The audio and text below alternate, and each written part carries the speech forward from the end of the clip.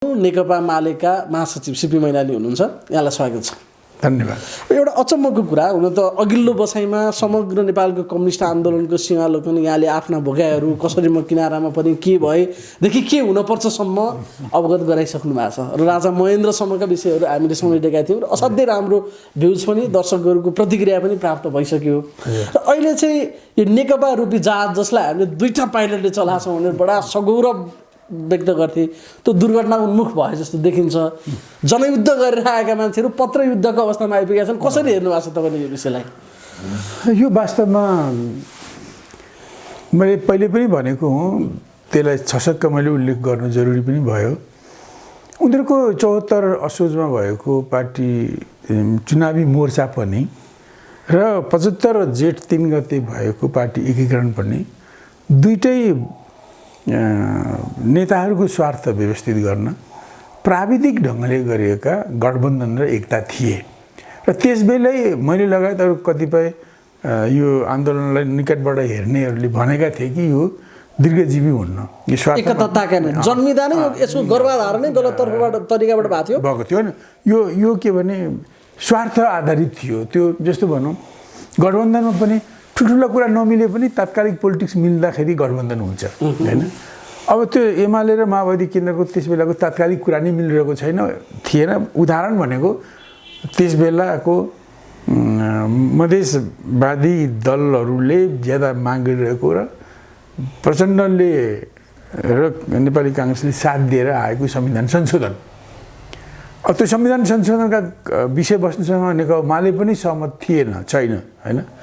धेरै सङ्कीर्ण र क्षेत्रीयतामा आधारित भएर यस्ता संशोधन गरेको थियो त्यसले राष्ट्रलाई कमजोर बनाउँथ्यो। अब त्यो संशोधन अब माओवादी नेपाली काङ्ग्रेसले अगाडि सारे र त्यो संशोधनको विरोध आफ्नै कारणले अब एमाले पनि गरेको थियो र संसदमा रहेको एमालेको विरोधी भोटिङले गर्दा त्यो असफल भएको थियो।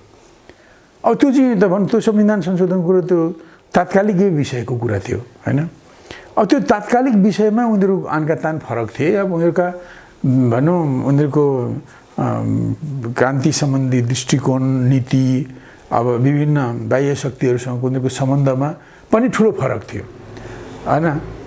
र हुन त एमाले आफूले 49 सालदेखि मार्क्सवादलाई छोड्दै आएको त ऊ आफै पनि मार्क्सवादलाई छोडेर अब अर्थतन्त्र पनि उदारवादी निजीकरणको कुरालाई स्वीकार गर्दै मूल्य मान्यता, राजनीतिक मूल्य मान्यता पनि छोड्दै ऊ आएको ऊ पनि दोषी पात्र हो होइन।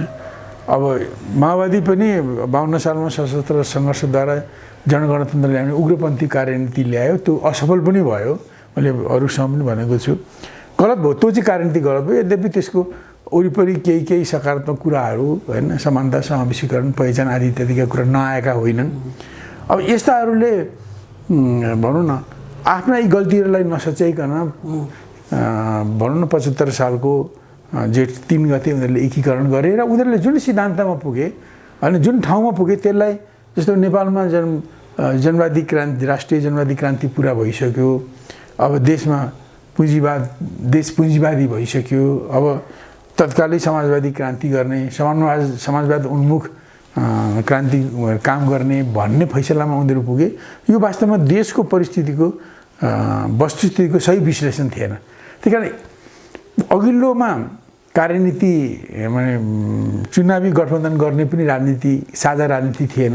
त्यो भएको भए त्यो चुनावी गठबन्धन पनि कसिलो हुन्थ्यो। पछिल्लोमा एकीकरण गर्नको निम्ति उनीहरूको फरक आइडियोलोजीका झोला बोकेर हिँडेकाहरूको हठात एकता थियो।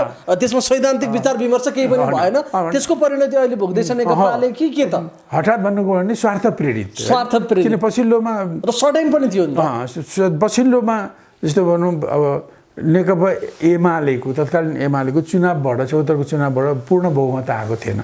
10-12 सिट कमी थियो उसको। अब उसले एउटा सरकार बनाउनको निम्ति माओवादी केन्द्रसँग नमिली हुँदैन थियो। अब माओवादी केन्द्रको पनि थोरै सिट आएको, उनीहरूलाई पनि एमालेसँग मिल्यो भने उनीहरूले पनि भाग पाउने सम्भावना भएको।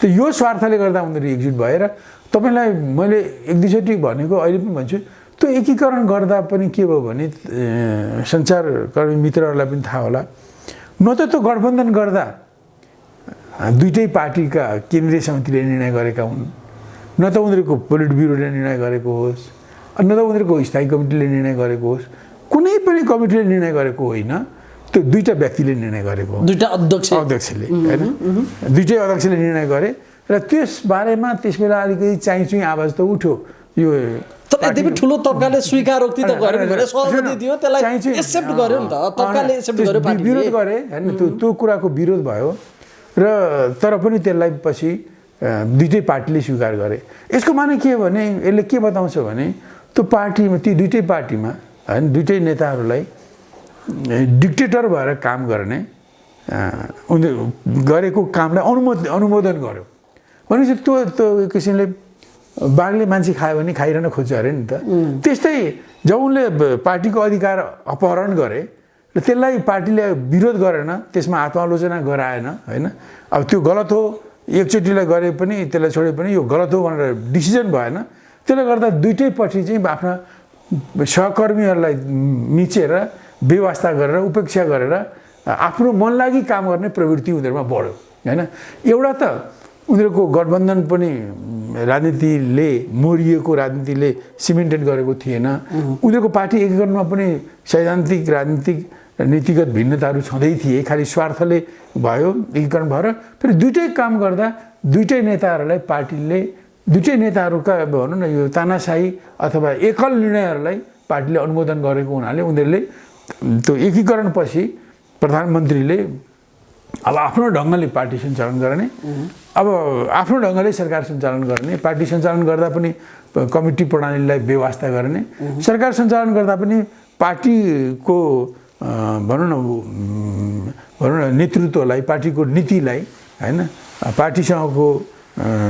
पार्टीको नीति लिएर काम गर्ने कुरालाई व्यवस्था गर्ने भएकोले एकापट्टि प्रधानमन्त्रीको त्यो कार्यशैली किन त्यस्तो त प्रधानमन्त्री भएको भए सायद प्रचण्डले पनि गर्थे कि गर्दैन थिए हैन किन उनले पनि त्यस्तै डिक्टेटोरियल अधिकार पाएका थिए आफ्नो पार्टीबाट त उनले त्यो न त सरकार चलाउने न त पार्टी चलाउने कुरामा उनी शिखरमा थिएनन् त्यही कारण उनले त्यस्तो गर्ने स्थिति रहेन तर पार्टी पनि चलाउन सक्ने र सरकार पनि चलाउन सक्ने ठाउँमा रहेका प्रधानमन्त्री अथवा अध्यक्षले त अब त्यो डिक्टेटोरियल वेले व्यक्तिवादी ढङ्गले पार्टी चलाउँदा सरकार चलाउँदाखेरि प्रश्न उठ्ने भयो अब त्यो प्रश्नहरूबाट उठ्दै अब त्यसको पछाडि अरू कुरा आफ्नो भागशान्तिका कुराहरू आफूले पनि सत्ता उपभोग गर्न पाउने कुराहरू पनि त्यसमा निहित कुराहरू भागभण्डाका कुराहरू पनि त्यहाँ थिए अब शैली पद्धतिका कुरा पनि थिए र त्यो हुँदै गएपछि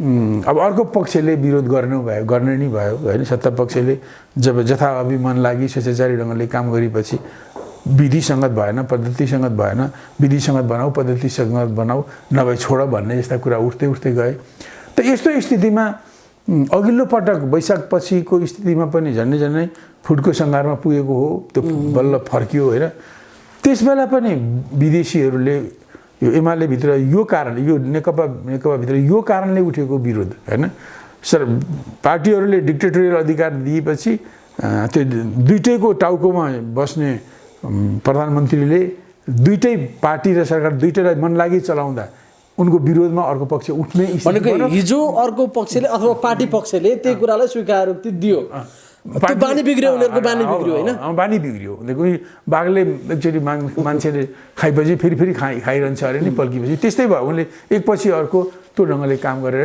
र यसमा अघिल्लोचोटि पनि विदेशी शक्तिहरू पसे दुईटैसँग सत्ता पक्षमा रहेका प्रधानमन्त्रीको साइडसँग पनि विदेशीहरूको आफ्नै ढङ्गको साइनो र सम्पर्क हो महाकाली सन्धिपछिदेखि हैन असमान ढङ्गले जुन राष्ट्रघाती महाकाली सन्धिलाई 2053 साल असोज 4 गते केपी ओलीहरूकै पहलमा त्यसलाई पारित गराइएको थियो दुईटै बहुमतले हैन यद्यपि सरकारमा काङ्ग्रेस र रापाको सरकार थियो त्यहाँदेखिको सम्बन्धको कारणले गर्दा अब आफूले भने जस्तो मान्नुपर्ने प्रधानमन्त्रीले नभनेर प्रधानमन्त्रीले मानेन भनेर रिसाएर नेगेटिभली यिनको विरोधमा उसले भूमिका खेल्ने स्थिति थियो। अब अर्को पार्टी पनि त्यसको भनौँ न अब एमालेकै केही नेताहरू बाहेक भन्ने भने अर्को प्रचण्डजीले गरेको अब 10 वर्षसम्म भारतमा बसेर यो सशस्त्र सङ्घर्ष सञ्चालन गरेर भारतले चाहेको अनुसार होइन भारतले चाहेको नेपालमा राज संस्था हटाउँ र यहाँ आफ्नो पुच्छर आफूले भनेको मान्ने सत्ता ल्याउँ या त्यसलाई अझै अगाडि बढाउँदै सिक्किम भुटान या फिजी जस्तो बनाऊँ भन्ने ढङ्गले भारतले काम गर्दै आएको स्थितिमा अब उनीहरूसँग पनि कनेक्सन त हिजोको सम्बन्ध त छँदैछ।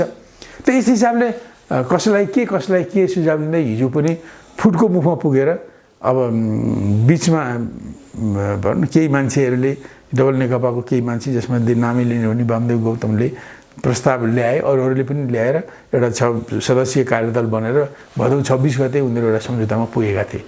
तर फेरि त्यो सम्झौता चाहिँ विभिन्न कारणवश प्रधानमन्त्रीले कार्यान्वयन गरेन। त्यो भदौ 26 गते जे सम्झौता भयो त्यो पनि दीर्घकालका लागि त त्यसले राख्न सक्दैन, 2 महिना पनि त्यसको भ्यालिडिटी डेट रहेन भनेको जे आरोपहरू लगाइएको छ त्यस यता मन्त्रीमण्डल पुनर्गठनदेखि राजदूत नियुक्तिहरूका लागि त्यो न्यू मात्रै त्यो पारिएको हो कि वास्तवमा त्यही कारणले मात्र पनि यति ठुलो भयानकतामा पुग्न सक्छ पार्टी? त्यो भएपछि केही कुराहरू जस्तो भनौँ अब सरकारले अब यता प्रधानमन्त्री साइडको कुरा छ, मैले पटक प्रचण्डसँग सल्लाह पनि गरेको हुँ सरकारको रिसफल गर्न अथवा पुनर्गठन गर्न अथवा अरू राजदूत आदि इत्यादिको बारेमा पनि कति भयो कति भएन उनले गरेका हुँ। यो फेरि सरकारको यो अधिकार हो भन्ने ढङ्गको प्रधानमन्त्री साइडको जिरह छ, अर्को साइडले 26 गतेको सहमति विपरीत भयो भन्ने छ। त यो चाहिँ चाइचुइ बढ्दै थियो। यही बिचमा फेरि सामन्त गोयलले अब प्रधानमन्त्रीसँग कार्तिक 5 गते लामो वार्ता गरे होइन, के कति वार्ता भए होइन। त्यसपछिदेखि अब अघिल्लोचोटि भारतले केपी ओली प्रधानमन्त्रीको विरोध गरेर उनलाई विस्थापित गर्न उनलाई अनसिट गर्नको निम्ति उसले खुलेरै भारतको सरकारका मान्छे राजनीतिक पक्ष मिडिया पक्ष अब अयोध्या काण्डपछि सन्त महन्त जोगी कमण्डलु चिम्टा बोक्नेहरू पनि उत्रेका थिए।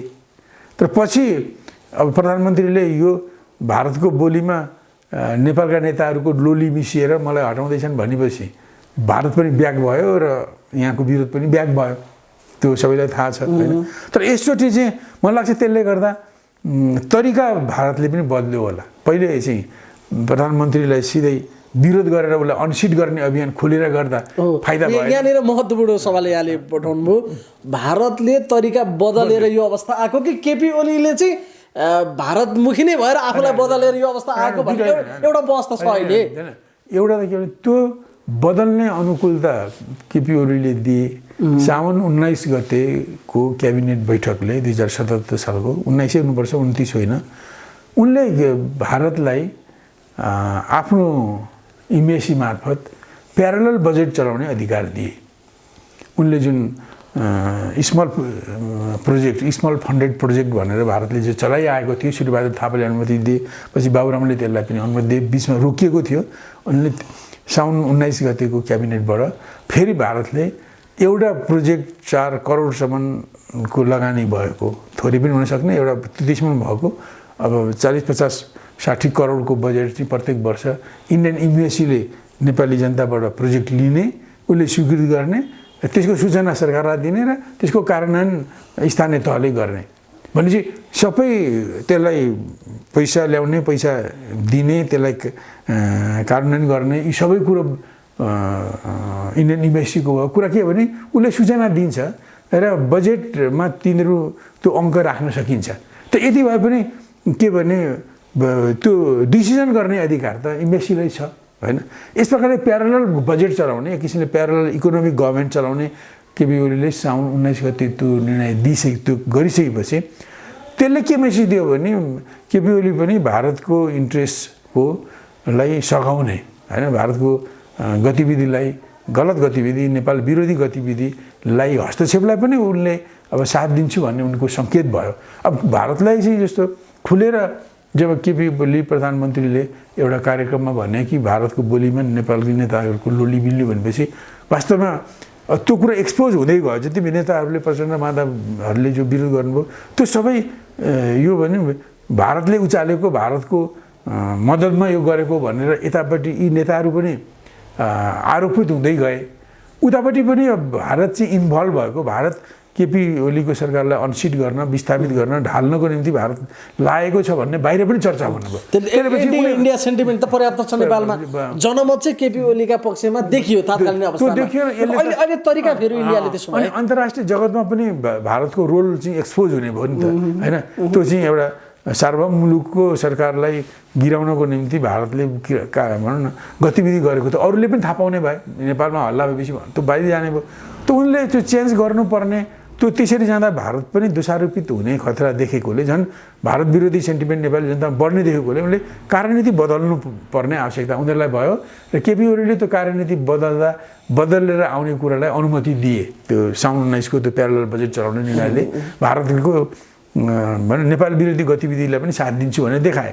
त्यसपछि उनीहरूले अब कसरी बदल्ने भन्दा, अब पहिले महाकाली सन्धिको टाइममा पनि अब रकै मद्दतबाट हैन नेकपा एमालेलाई परिचालन गरेर हामी 20-22 जनाले त्यो राष्ट्रघाती महाकाली सन्धिको विरोध गऱ्यौँ।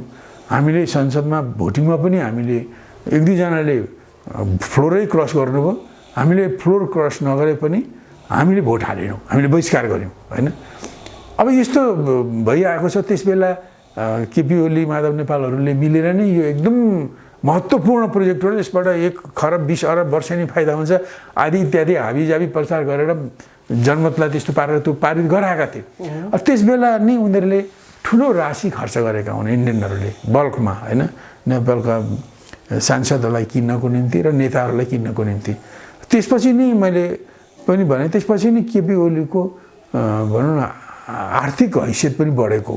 उनले जग्गा जमिन जोड्ने, झापामा जोड्ने, यहाँ भक्तपुरको कि बालकोटमा जोड्ने बनाउने, अब चुनावमा जति पाए त्यति खर्च गर्ने, गुड सञ्चालन गर्ने, पैसा गर्ने, विदेश सैर गर्दा आफ्नै टिकटले जान सक्ने र चुनावमा करोडौँ खर्च गर्न सक्ने जुन उनको जुन हैसियत बन्नु, त्यो उनले कमाएको सम्पत्तिले पुग्दैन थियो। पैतृक सम्पत्ति त्यस्तो स्थितिको पटक्कै होइन हैन, र कहीँबाट पनि त्यति ठुलो फन्डिङ भएको होइन, र त्यो त्यति धेरै खर्च गर्ने हैसियत महाकाली सन्धि पारित गर्ने कुरामा केपी ओलीले एकदम पहल कदमी गरेकोले, क्याम्पेन गरेकोले त्यो आएको हुनाले त्यसमा चाहिँ उनले मोदीले भनौँ रको चिफलाई सामन्त कुमार गोयललाई पठाएपछि उनीहरूले चाहिँ 1-to-1 कुरा गरे। हुन त 3 घण्टा बस्दा पछि अरूलाई पनि राखेर कुरा गरेको त्यो बालुवाटार स्रोतले बताएको छ, सार्वजनिक गरेको छ। तर सुरुमा आधी घण्टा 45 मिनट जति भए पनि 1-to-1 कुरा भयो सामन्त कुमार गोयल र चिफ र प्रधानमन्त्रीको बिचमा। हो त्यहाँ ती सबै कुराहरू भए, किनभने त्यहाँ त के भने अब हमाममा सब नङ्गा हुन्छ भने जस्तै भयो। उनीहरू जब हमाममा फसे 1-to-1 टकमा फसे, त्यहाँ यिनी प्रधानमन्त्री थिएनन् र उनी सामन्त कुमार गोयल मात्रै थिएनन्। उनी रका चिफ थिए, यी रका भनौँ न यिनको रका कर्मी थिए भनौँ न। त्यस्तो पनि हो। अब यिनको बारेमा त्यसो भए त केपी ओलीको बोस सामन्त गोयल थिए जस्तै भन्। धेरैले जस्तो भन्छन् बाबुरामको चाहिँ रोल नम्बर 17 70 71 धेरैले भन्छन् भन्दा तपाईँ जति मान्छेले त भन्न मिल्दैन नि। अनि यसो भन्ने कुराको खण्डन पनि त आएको छैन नि त, यी त आइरहेका छन् बाहिर होइन। अब भने र भन्छन् कि भने यो कुरा होस् या नहोस्, तर एउटा कुरा यो निश्चित हो कि हिजो उनीहरूसँगको कोलाबोरेसनबाट होइन, रसँगको कोलाबोरेसनबाट नि केपी ओलीले पनि त्यसमा माधव नेपाल पनि छन्। उनीहरूले तत्कालीन एमालेभित्र खेलेर एमालेमा त्यत्रो विरोध, एकजनाको मनमुनको नाउँमा अर्कोलाई भनौँ प्रोक्सी भोटिङ गर्न लगाएर 1 भोटले जितेर उनीहरूले महाकाली सन्धि पास गर्ने निर्णय गरेर त्यही दिनको असोज 4 गते 53 सालको संसदको मिटिङमा राति उनीहरूले उतापट्टि महाकाली सन्धिको पक्षमा भोटिङ गरेर दुईटै पुर्याइदिएका हुन्। त्यसो गर्न जुन ढङ्गले रहेको जुन भनौँ क्रियाकलाप थियो, केपीसँग सम्बन्धित कति भन्छ, केपीको 90 भन्छन् र उनले मासिक 90,000 पाउँथे भन्छन् होइन। भनेको कुरा होइन, मलाई यो थाहा छैन, तर यो हुँदा पनि खण्डन हुन्न होइन। र यसो भन्ने कसैले दुस्साहस गरिरहेको छ भने पनि त्यो गर्ने आधार केही नपाइकन त कसैले गरेन। मैले त्यसलाई नि फ्याक्ट मानेर भनिरहेको त छैन, तर यस्तो हसन कुरा हुँदा पनि नखण्डन हुन्छ। भन्ने मान्छेले त्यति भन्न अहिले प्रधानमन्त्री नै भएको मान्छेलाई त्यति त्यो आरोप लगाउन के सोचेरै आरोप लगाउनुपर्छ नि त्यो भन्ने ठाउँमा पुगे होइन त्यही कारण यति भन्नु त्यो पनि रहसँग डिप रिलेसन रह्यो हाम्रो केपी ओलीको पनि त्यस बेलादेखि अनि ती पुराना कुरालाई सम्झाउँदै अब अहिले काम गर्नको निम्ति आयो कि त्यस बेला पनि त तपाईँले हामीलाई सहयोग गर्नुभयो हामीले तपाईँलाई सहयोग गऱ्यौँ हामीले केही कुरा खोलेका छौँ स्मरण गरायो होला सायद त्यो अनुमान गर्न सकिन्छ विगत हेर्दाखेरि हैन त्यो कुरा त्यो दुईटामा त हमामा सब नङ्गा भने जस्तै हैन त्यस्तै भएर उनीहरूले कुरा गरेको हुनुपर्छ र यसचोटि के गरेको देख्छु भने केपी ओलीलाई चाहिँ विरोध नगर्ने केपी ओलीले जे कदम चाले पनि वी सपोर्ट यु भन्ने कुरा आएको हुनुपर्छ र तिमी अब केपी ओलीको विरोधको पनि सबभन्दा मूल बुँदी भनेको सत्ता 5 वर्षसम्म चलिरहनुपर्छ म प्रधानमन्त्री भइरहनुपर्छ अब पार्टी फुटपछिको पनि ठुलो प्रब्लम भनेको के हो भने भलै संसदीय दलमा बहुमत ल्याउन् केपी ओलीले भित्री आफ्नो दलभित्र तर पार्लियामेन्टमा ल्याउनको निम्ति त सिङ्गोमा एमाले पनि एक ढिका भयो भने पनि पार्लियामेन्टमा पुग्दैन अब त्यसमा पुर्याइदिने वचन उनीहरूले दिएको हुनुपर्छ हैन यिनी चाहे जति एमालेका सांसदलाई लिएर उनी अलग हुन् त्यसमा अपुग हुँदाखेरि अब सकभर संसदभित्रैबाट भारतले एमालेसँग पठाउने अथवा केपीको साइडमा पठाउन सकिने जो मान्छे पेरोलमा भएका जति मान्छे होलान् माओवादी केन्द्रभित्र पनि हिजोका केन्द्रभित्र अथवा माधव नेपालको साइडमा पनि पेरोलमा बस्ने जति मान्छे होलान् जसलाई भनेको रहले भनेको जसले मान्छन् त्यस्ता मान्छेलाई यतापट्टि पठाइदिएर पनि र पछि अपोजिसनमा रहेका दलहरू काङ्ग्रेस होस् मधेस केन्द्रित दलहरू उनीहरूको समर्थन जुटाएर पनि तपाईँ प्रधान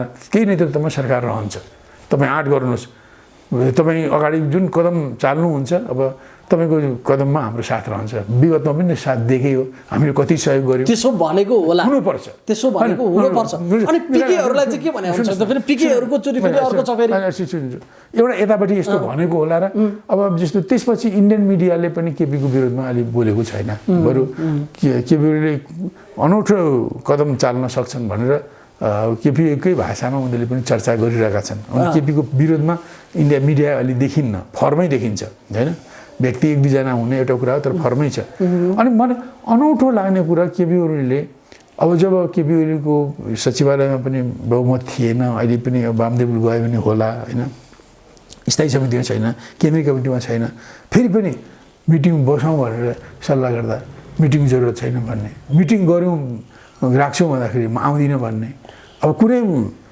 निर्णय गऱ्यो भने मलाई हानि गर्ने निर्णय गऱ्यो भने म 10वटा निर्णय गरिदिन्छु त्योभन्दा झन् चर्को निर्णय गरिदिन्छु भन्ने यो तागत कहाँबाट पायो उनले किनभने उनको तागत त संसदभित्रको सङ्ख्या न हो उनको सङ्ख्या न त सचिवालय स्थायी समिति केन्द्रीय कमिटी पार्लियामेन्टमा पुग्दैन ठिक छ संसदीय दलमा त पुग्ला तर भोलि पार्लियामेन्टमा त पुग्दैन उनको नेकपाको संसदीय दलमा उनी बहुमतमा पुग्दैन कहीँ पनि उनी सर हेर्दा अहिले बहुमतमा छैन तैपनि उनी निर्णय गर बैठक बस मान्दिन जे पनि गर्छु कडा एक्सन लिन्छु महा एक्सन लिन्छु यो खालका शब्द प्रयोग गरिरहेछन् यो आँट कहाँबाट पायो उनले होइन यो आँट उनले खालि चर्चाउन मात्रै भनेको होइन साँच्चै नै गरिहाले पनि म बिहोर्छु भन्ने नि होला नि त र केपी ओलीलाई मलाई लाग्छ अब पार्टीमा जेसुकै होस् संसदीय दलमा जेसुकै होस् तर संसदमा बहुमत पुग्नुपर्छ संसदमा बहुमत पुग्नको निम्ति केपी ओलीको मात्रै भनाइले हुँदैन अब हामी पनि पुर्याइदिन्छौँ भनेकोले पत्याउने शेषमा उयोले सपोर्ट यो भनेको हुनुपर्छ त्यस कारण केपी ओलीले यस्ता अस्वाभाविक कुरा गर्दै हिँड्छ किन एउटा पार्टी गर्ने मान्छेले यस्तो कुरो बोल्दैन के यस्तो कुरा बोल्दैन होइन बरु पार्टीभित्रै सङ्ख्यामा चलखेल गरेर बहुमत ल्याउने आफू टिक्ने कुरा गर्छ होइन तर यस्तो कुरा जब आफू धरापमा परेको बेलामा यत्रो चर्को कुरा गर्दैन होइन त्यही यो शक्ति जुन त्यसको कहीँ पनि यो उनले यसरी बोल्ने उनलाई यस्तो आँट दिने कुनै शक्ति देशभित्र म देख्दिनँ क्या यो शक्ति भनेको विदेशी शक्ति नि हो जसले महाकाली सन्धि असमान सन्धि त्यो राष्ट्रघाती सन्धिमा केपी ओलीले साथ दिएदेखि जुन शक्तिले उनलाई जो आड भरोसा टिकोपुणो दिएको थियो त्यही शक्तिले को प्रमुख आएर अहिले 1-to-1 कुरा गरे चाहे आधी घण्टा गर्नु चाहे 45 मिनट गर्नु त्यो 1-to-1 कुरा माथि कुराहरू आएर अब यतापट्टि जाउँ यतापट्टि किनभने आँट त दुवै पक्षले गरेछ एउटा पक्ष मात्र छैन नि त मुडभेडको मुडमा यो रहको अध्ययन गर्ने रहले नेपालमा खेल्दा एउटा एजेन्टलाई अथवा एउटा पक्षलाई मात्रै खेलाउँदैन। हिजो माओवादी आन्दोलनको माओवादीलाई एक ढङ्गले खेलाउँथ्यो, नेतृत्वलाई राजालाई एक ढङ्गले खेलाउन खोज्थ्यो होइन। उनीहरूले खेलाएअनुसार नचल्ने राजा वीरेन्द्र भएकोले गर्दा उनको म्यासाकार भयो होइन।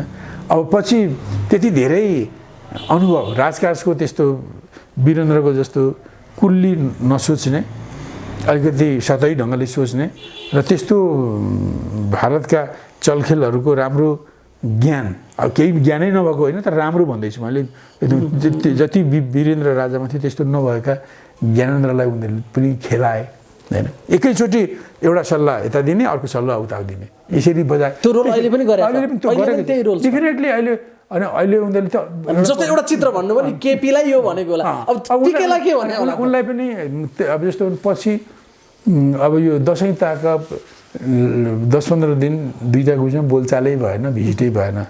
त सबै पेपरमा आएको छ, फोटोसुटहरू पनि आएको छ कि दुईटा छोरीलाई प्रचण्डले फेरि रकमा कन्फर्म गर्न पठाए, भेट्न पठाए। त्यहाँ आएर उहाँ रका मानिसहरूलाई भेटेर आएपछि र त्यो भेटेर आउने छोरीहरूसँग कुरा भएपछि मात्रै उनी बालटार आएका छन्। यो मेरो सूचना होइन, यो सार्वजनिक सूचना हो। सार्वजनिक सूचना होइन हो। यस्तो पछि अब बोला उनले जे प्रश्न गरे, हामी तपाईँसँगै छौँ, गो अहेड भनेको हुनुपर्छ।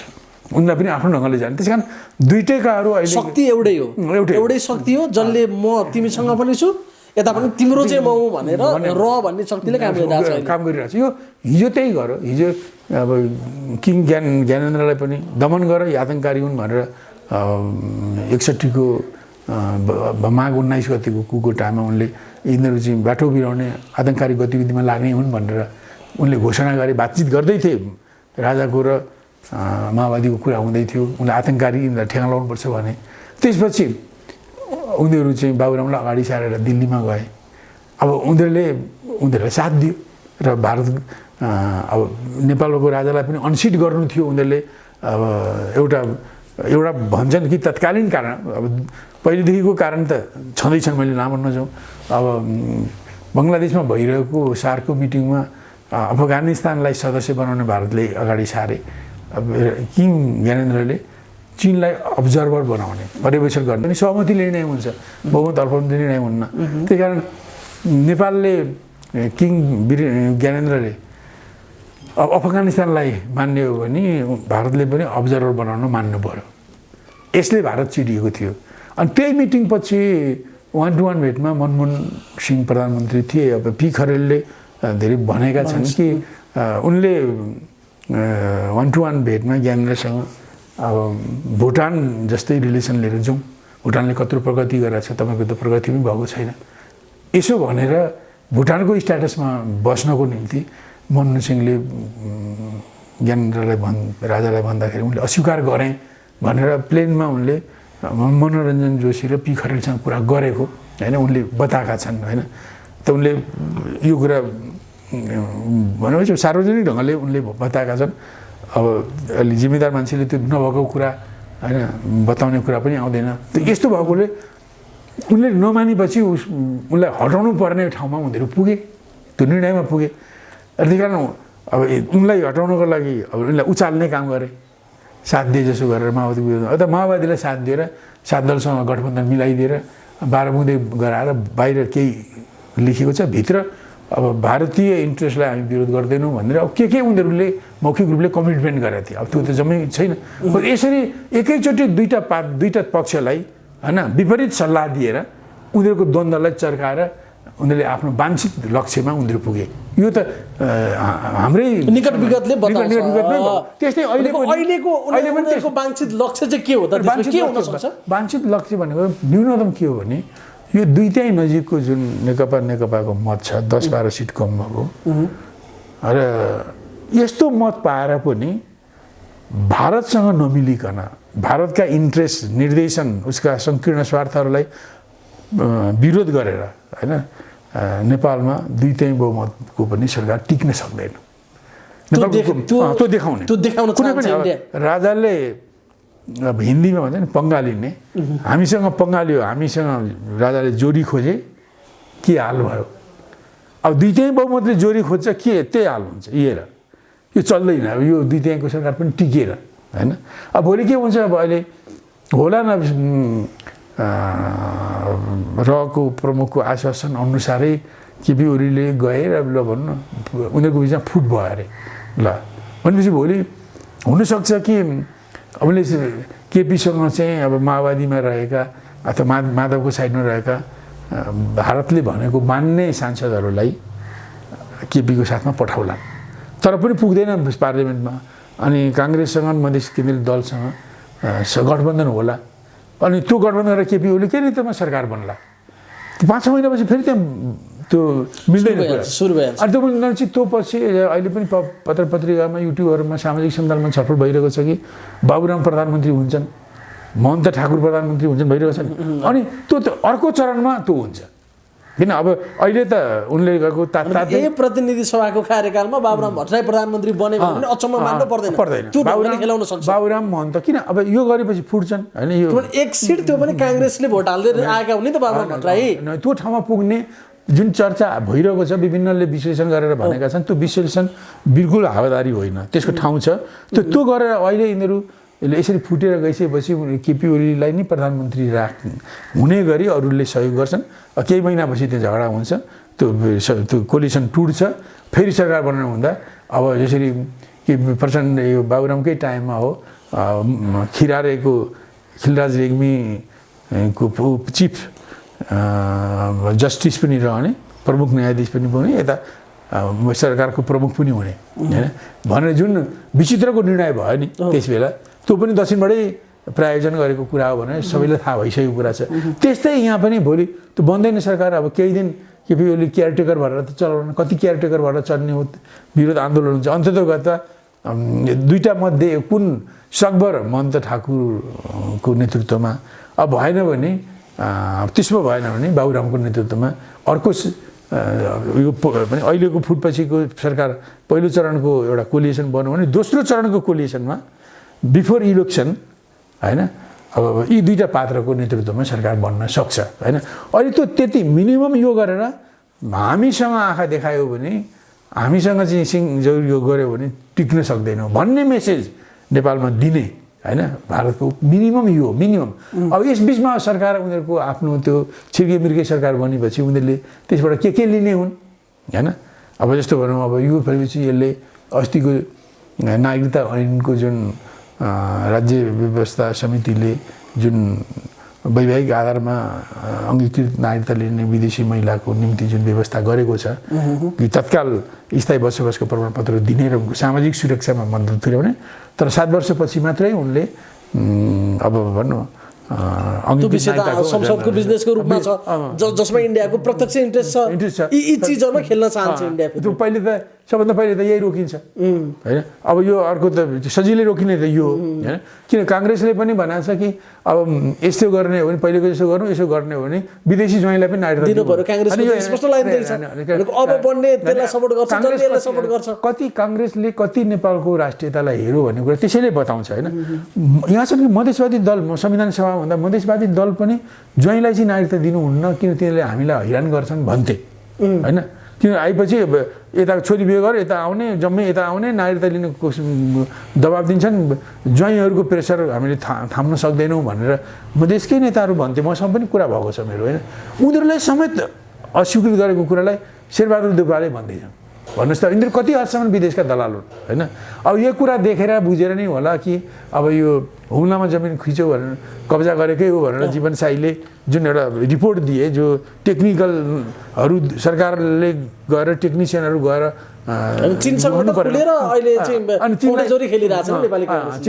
चीनलाई चाहिँ नेपालको सिमाना मिच्ने भनेर देखाउने चीन विरोधी सेन्टिमेन्ट फैलाउने काममा उनीहरूले जुन गलत ढङ्गले जुन काम गरे अब त्यो सँगसँगै यो नागरिकताको कुरो पनि बुझेको छ क्या यो त केही भन्नु दिल्ली परस्थ मधेसका नेताभन्दा पनि बढी भयो क्या यिनीहरू काङ्ग्रेस अहिलेको सभापति होइन एउटा त्यसका केही सांसदहरू जसले ज्वाइँलाई पनि दिनुपर्छ भने हो यस्तो भएको हुनाले त्यो अर्को साइडलाई यो त देखिएको छ कि अब यो विरोध बढ्दै गएपछि नै हो कि 10-11 दिन दुईटा अध्यक्षको बिचमा बातचित भएन, त्यो बिचमा उनले छोरी पठाए प्रचण्डजीले र रका मान्छेसँग कुरा गरेपछि उनी आश्वस्त भएर उनी फेरि कुरा गर्न थाले भनेपछि उतापट्टि उनीहरूलाई पनि समर्थनको आश्वासन आएको होला हैन। त यस्तो भएकोले उनले जसरी पनि अहिलेको यो दुई टाइमलाई तोड्नु छ।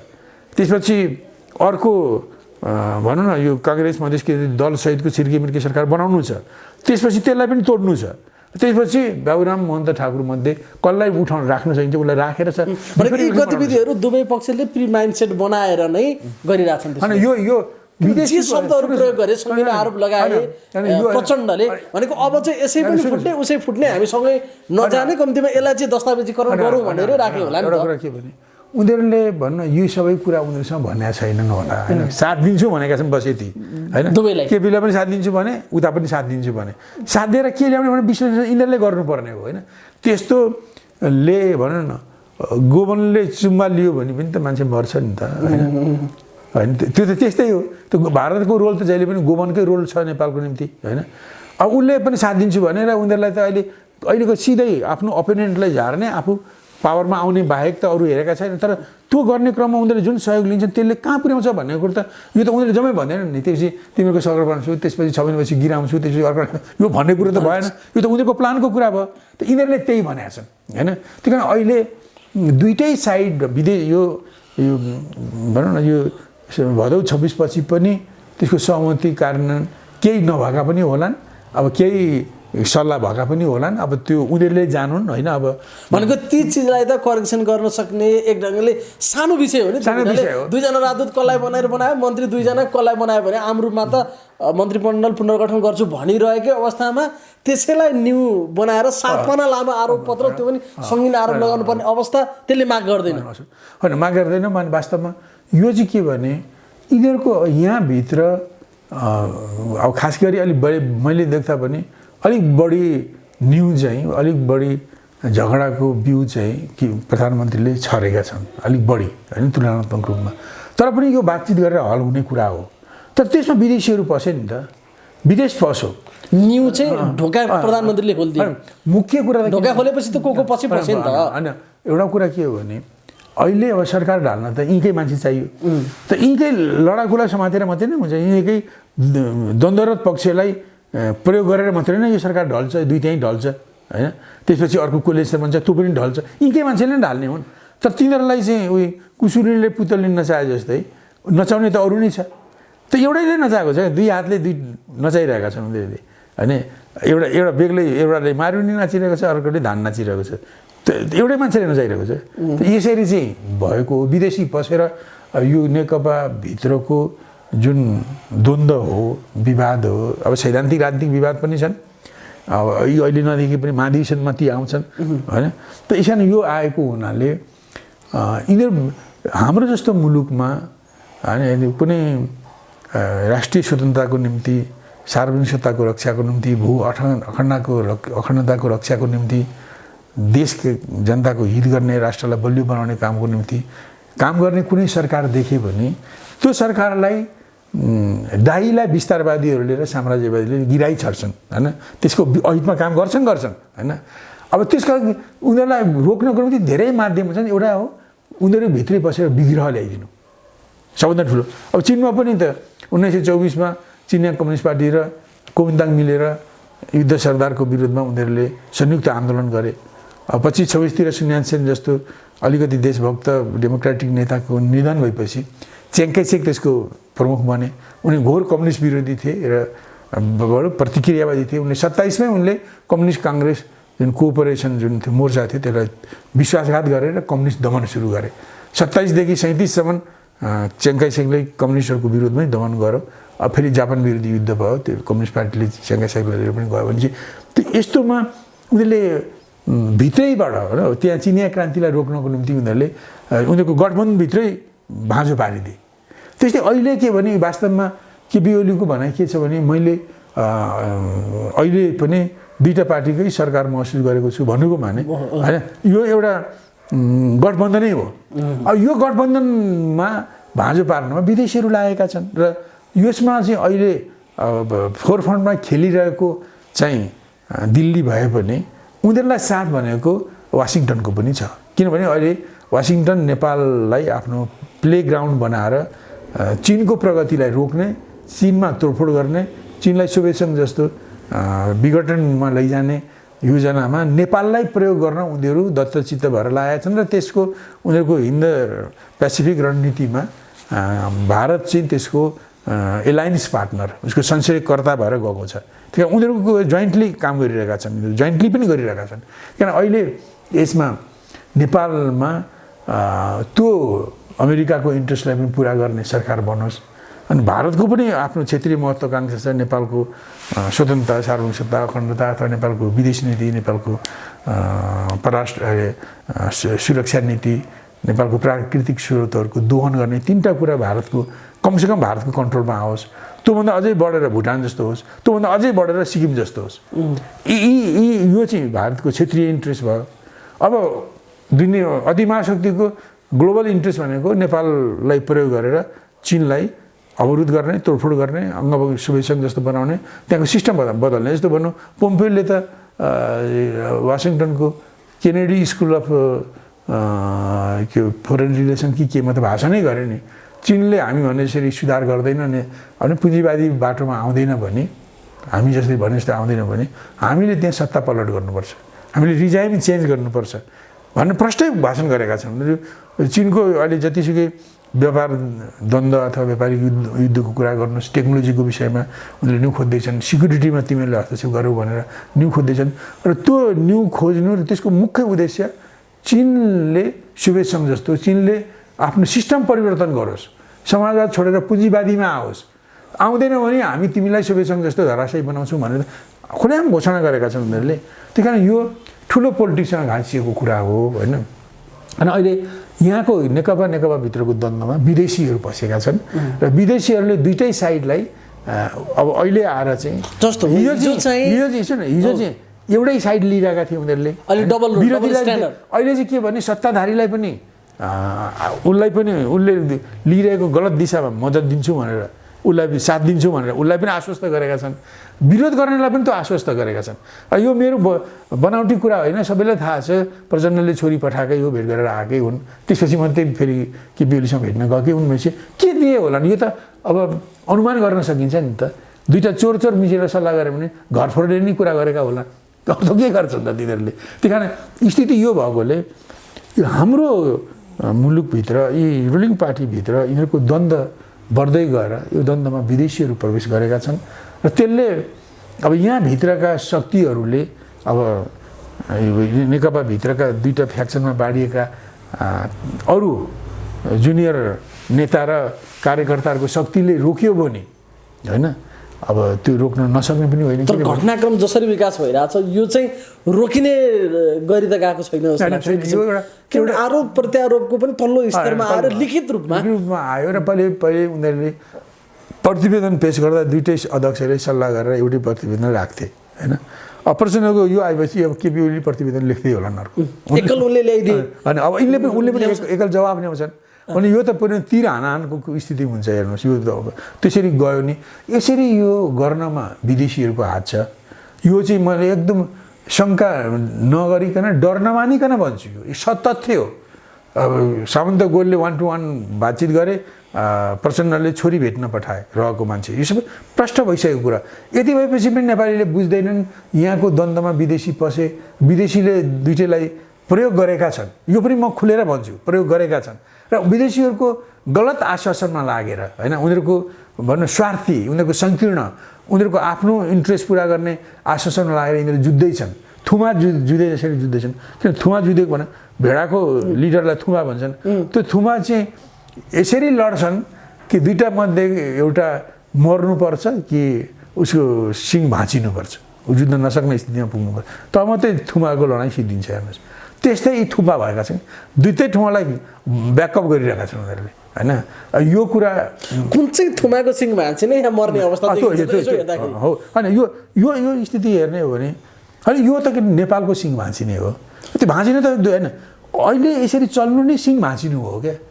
अहिले यसरी जुन उनीहरूले आफ्नो देशमा यी दुइटै मिलेर दुइटै नजिक आएको छ, यिनीहरूको बुद्धि सप्रिने भने देशको विकास गर्न सकिन्छ, देशलाई बलियो बनाउन सकिन्छ, देश विदेशीहरूको हस्तक्षेपलाई रोक्न सकिन्छ, धेरै काम गर्न सकिन्छ नि त। अहिले यिनीहरूलाई दुईटालाई खेलाएर नेपालकै सिङ भाँचिरहेका छन् विदेशीहरूले। अब यिनीहरूको त के सिङ हुनु, यिनीहरूको त के गुमान हुनु, के गर्व हुनु, यिनीहरूले कारिन्दा जसरी चलाइरहेका छन्, तर नेपालको सिङ भाँचिरहेको छ। यदि उनीहरूले यो सङ्कीर्ण स्वार्थबाट माथि उठेर होइन विदेशीहरूकोले हामीलाई खेलाउँदैछन्, हामी जुधिरहेका छौँ। कि प्रचण्डलाई पनि थाहा छ, उनलाई के सुझाव दिए भनेको त उनलाई थाहा छ नि। यो त मैले जे भने उनलाई पनि उचालेको छन् भनेर मैले भने, मेरो यो अनुमानले भनेको मैले होइन। त उनको व्यवहार हेर्दाखेरि त्यो देखिन्छ कि अब त्यसपछि नै उनले यो कति 19 पन्ना कि कति पन्नाको उनले यो विरोध पत्र जस्तो ल्याए नि त। अब उनले अर्को 20-22 पन्नाको अर्को विरोध पत्र अर्को ल्याउँछ, उनले काउन्टर हान्छन्, फेरि काउन्टर हान्छन् नि स्वाभाविक रूपमा होइन।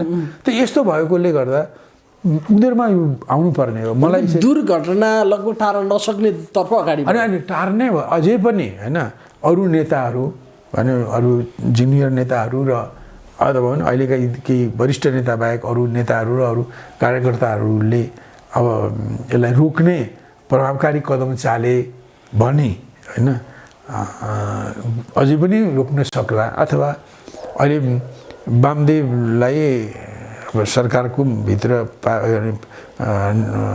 न्यायालयमा एकजना न्यायाधीशको मतभिन्नता भए पनि उनले सरकारमा जोइन गर्न सक्ने फैसला भएको सन्दर्भमा उनलाई राम्रो पोर्टफोलियो, उनले खोजेको पोर्टफोलियो दिएर उनलाई कमसेकम अहिले प्रचण्डको साथ नदिने, अब तत्कालै केपी ओलीको साथ नदिए पनि बिचको बाटो, पार्टी एकताको निम्ति यसो गर्छु भनेर बिचको बाटो केपी ओलीलाई पनि आलोचना गर्ने, केही प्रचण्डलाई पनि गर्ने, बिचको बाटो भनेर केही उनले ल्याउन सक्छन् पनि होइन।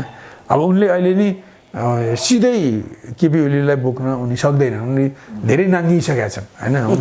उनको केपी वामदेवजी धेरै नाङ्गे, भनेको सहयोग केपीलाई पुग्ने गरी, तर बिचको कुराले आएर झन्डा हल्लाउने मनस्थिति वामदेवले बनायो भने फेरि सिन परिवर्तन हुनसक्छ, यसमा परिवर्तन हुनसक्छ। यसले कुनै अब त्यो भयो भने अर्को कार्यदल बन्ला होइन, फेरि त्यसले केही ल्याउला, अहिले लम्बिन्छ र जाला। तर के भने यो अहिलेको भने पहिलेको जुन भदौ 26 गतेको लागि मैले भन्दै समस्या टरेको होइन सरेको भनेको थिएँ मैले।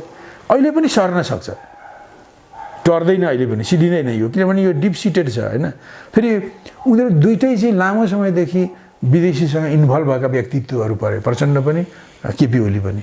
अब 2053 सालदेखि केपी ओलीको बिचमा धेरै लामो समयसम्म आयो, केही समय बिचमा अलिक ग्याप भयो यिनको सम्बन्ध। अनि अहिले फेरि त्यो सम्बन्धलाई त्यो पुरानो सम्बन्धलाई सामन्त कुमार गोयल आएर सम्झाए, त्यसलाई रिकनेक्ट गरे होइन। उनीहरू त्यो एक्टिभ भएको छ पुरानो सम्बन्ध।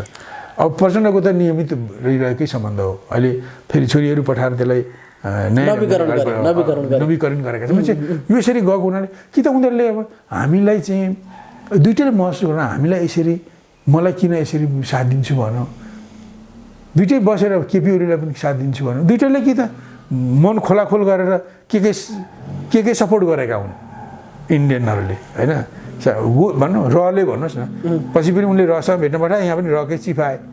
त रले हामीलाई के गरेको छ भनेर खोलाखोल गरे भने यिनीहरूले हामीलाई लडाउन खोजेका रहेछन् भन्ने कुरा भएर यो मेरो असम्भव परिकल्पना हो। त्यसो उनीहरूले गर्दैनन्, किन बाँधिएका छन् उनीहरू, ज्यानको डर छ। हेर्नुहोस् साम्राज्यवादीहरूले विस्तारवादीहरूले के गर्छन् भने के गरेको देखिन्छ भने अब बाहिर बसेर उनीहरूको दानापानी नखाइकन विरोध गर्नेहरूसँग जति रिस उठ्छ त्योभन्दा बढी तिनीहरूसँग रिस उठ्छ जसले दानापानी खाएर विरोध गर्छ। दानापानी खाएर विरोध गर्नेहरूमाथि उनीहरू आगो भएर अरिङ्गल जसरी जाइलाग्छ।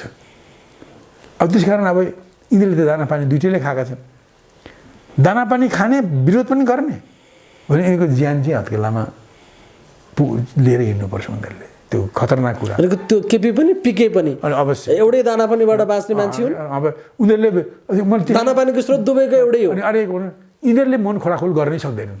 मन खोलाखोल गर्ने बित्तिकै त यिनीहरूको मृत्यु घण्टा त बच्छ नि त।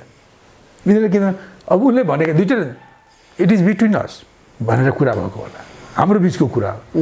हामीले पनि महाकाली सन्धिमा के लेनदेन गऱ्यौँ, तपाईँले जे गर्नुभयो खुला गर्नुभयो, हामीले महाकाली सन्धि पास गर्ने खुला गऱ्यौँ। यो बाहेक हाम्रो भित्री जे लेनदेन भयो हामीले गोप्य राखेका छौँ भनेपछि खुल्न पनि सक्छ भन्ने आयो नि कुरा गोप्य राखेका छौँ त्यसरी नै जाने हो अब अहिले जे यिनीहरूको बिचमा कुराकानी भएको छ त्यो पनि गोप्य राख्नुपर्छ उनीहरूले त्यस कारण मैले जुन भने त्यो मेरो फ्यान्टासी हो मेरो खालि जस्तो फाइट टु फिनिसको अवस्थामा जाँदाखेरि 5 जना सचिवालय सदस्य अहिले प्रचण्डले नेतृत्व गरिरहेका छन् त्यो मोर्चामा र अलिकति बढी आवेग चाहिँ दुईटा अध्यक्षका बिचमा जस्तो देखिन्छ उनीहरूको चाहिँ प्रतिशोध भोलि पूर्व एमालेहरू एक हुने हुन् कि या प्रचण्डलाई सघाउने हुन् कि या ठुलो तर्क प्रचण्डले चाहिँ लिएर गएर केपी ओली सकिने हुन् कि भन्ने एउटा त्यो खालको बहस विश्लेषण गरिन्छ त्यसरी हेर्दा के लाग्छ एउटा फुट्यो भने केही समय विदेशीको डिजाइन अनुसारै जान्छ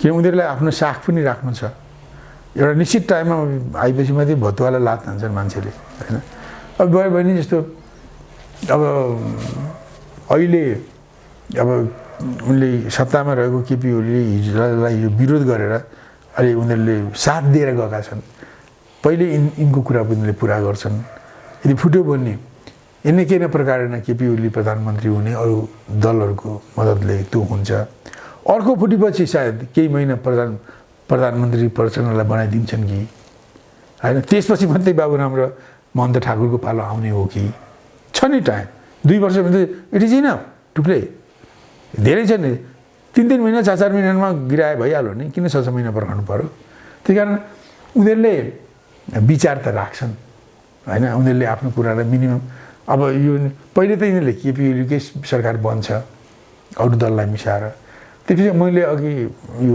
अर्को फ्याक्टरलाई मैले उल्लेख गरिनँ बिचमा अब यदि यो अहिले जुन ढङ्गले गो अहेड भनेर प्रचण्डलाई पनि सुरियाएका छन् अनि उनको बन्ला त्यसपछि अनि अरूको पालो आउला बाबुराम महन्त ठाकुरहरूको पालो आउला भनेको अब एउटा अस्थिरताको भुमरीमा चाहिँ नेपाल जाने नै भयो जाने यदि अस्थिरतामा जाने भयो त्यस बिचमा अब बन्ने छिर्कीमिर्की सरकारबाट अब उनीहरूले नागरिकता पास गर्दैनन् त्यो संशोधन अब यो महाकाली सन्धिमा झगडा गर्ने कुरा पनि त्यो टेम्पो रहँदैन त्यो वार्ता गरेर फिर्ता लिने कुरो पनि त्यो टेम्पो रहँदैन यिनीहरूको मनोबल गिरिसकेको हुन्छ होइन अब त्यो पनि त्यतिकै रहन्छ भन्दा हामी त संविधान जारी हुनु भन्दा अगाडिको अवस्थामा एउटा अस्थिरतामा जाने हो स्थिर सरकार अनि सरकारले भन्ने सबै चिजहरू गर्यो ती सबै त माटामा गयो स्थिर सरकारका नाराहरू के भनेर जाने त जनताको मान्छे अब डेफिनेटली यो सरकार गिरेर अर्को आयो भने नागरिकताको त्यो प्रोभिजन संशोधन पास हुँदैन एमसिसी पास गर्ने अब सबै बाहिर बसेर त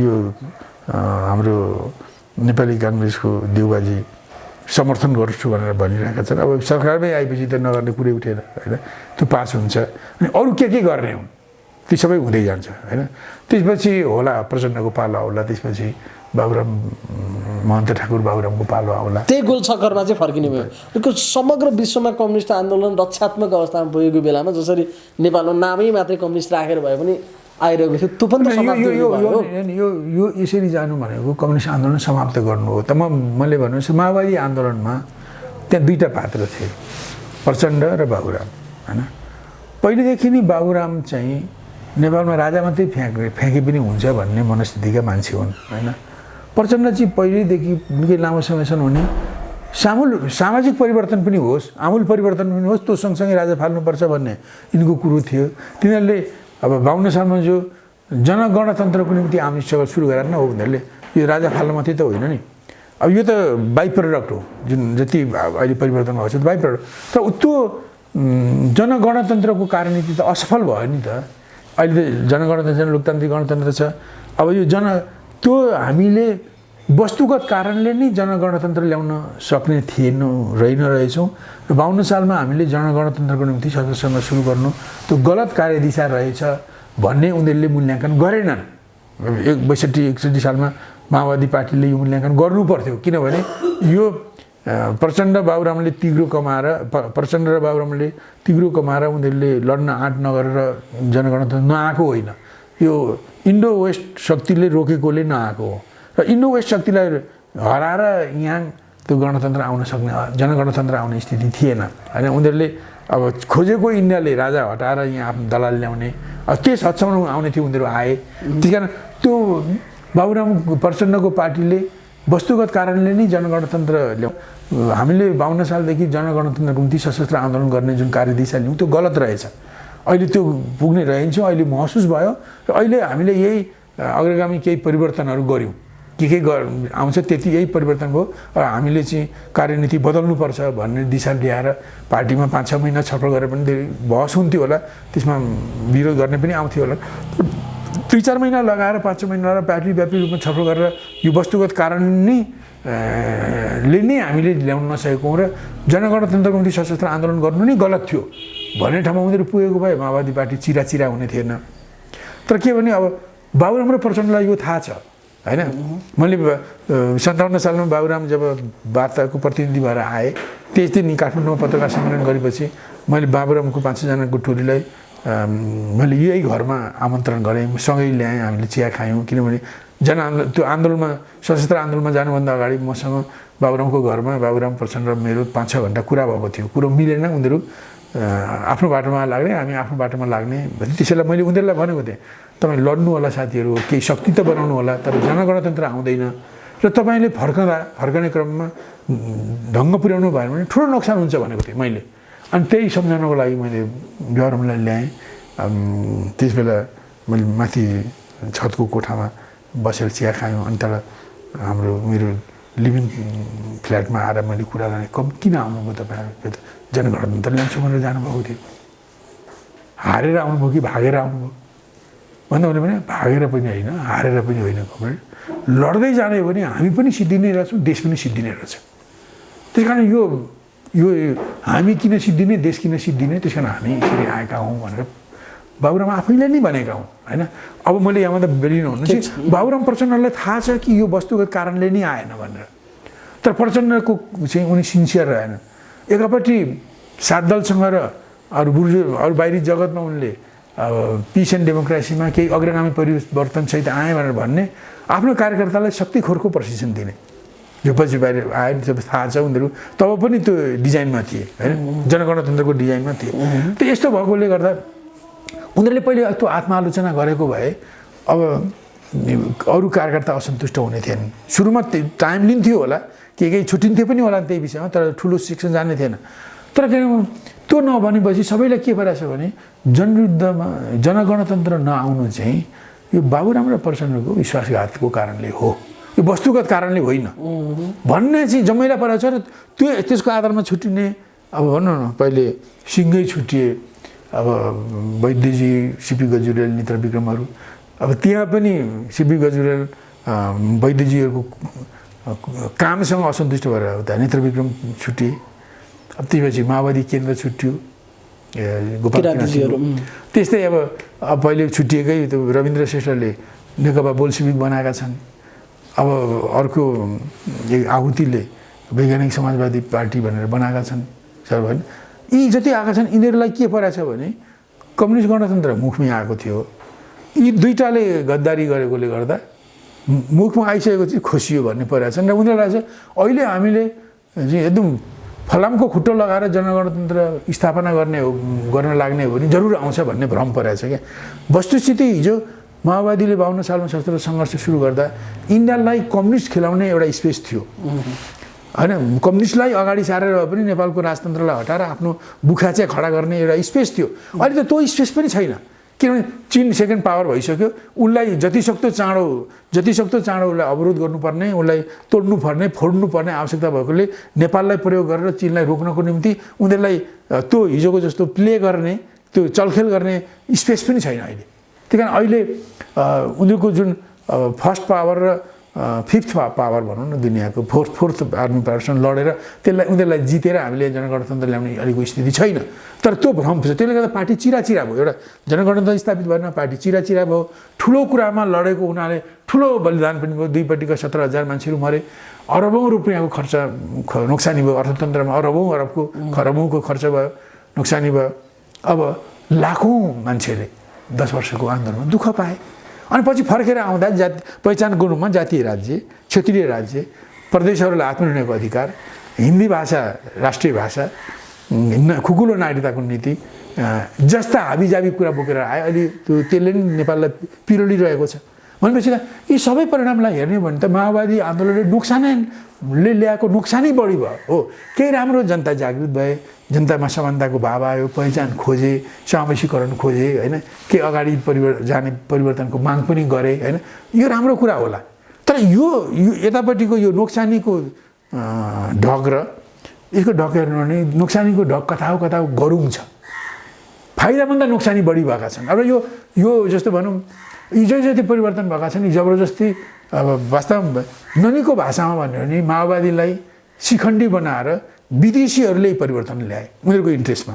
एकदम ननीको भाषा यो होइन, मैले महाभारतको एउटा पात्रको उल्लेख गरेँ होइन, ननीको भाषा हो।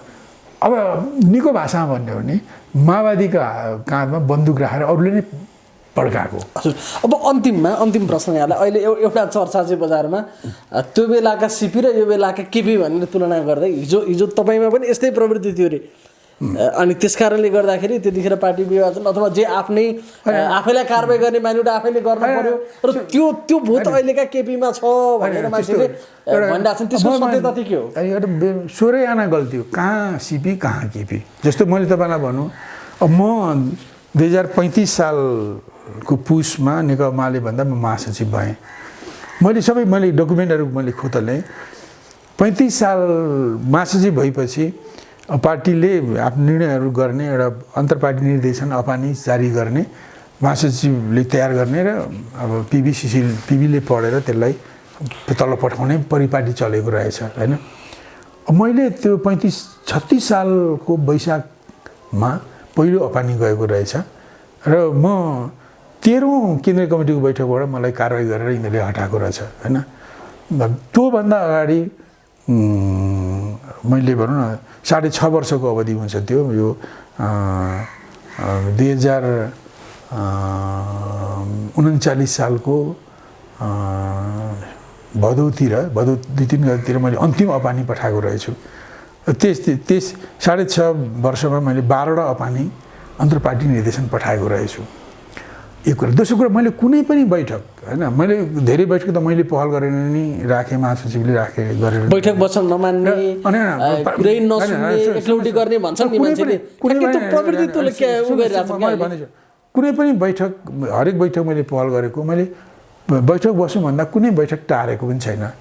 जतिसुकै ठुला बहस, म अल्पमतमा पर्ने बहस भए पनि म पार्टी कमिटी मैले कहीँ पनि सामना गर्नमा डराएको छैन होइन।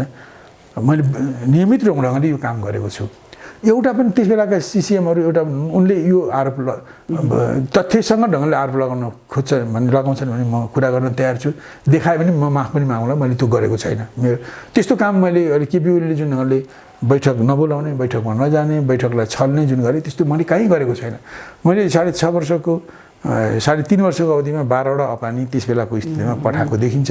त्यसभित्र पार्टीका निर्णयहरू, पार्टी भएको भित्रका मुख्य होइन, पार्टीले तल पठाउनु भनेको आलोचना, आत्मालोचनाहरू पार्टीकैले गर्ने, अरूहरूको पनि आत्मालोचना, पार्टीले लिएका सिद्धान्तहरू, परिवर्तन गरेका नीतिहरू, सारा कुराहरू त्यहाँ पठाइएको छ।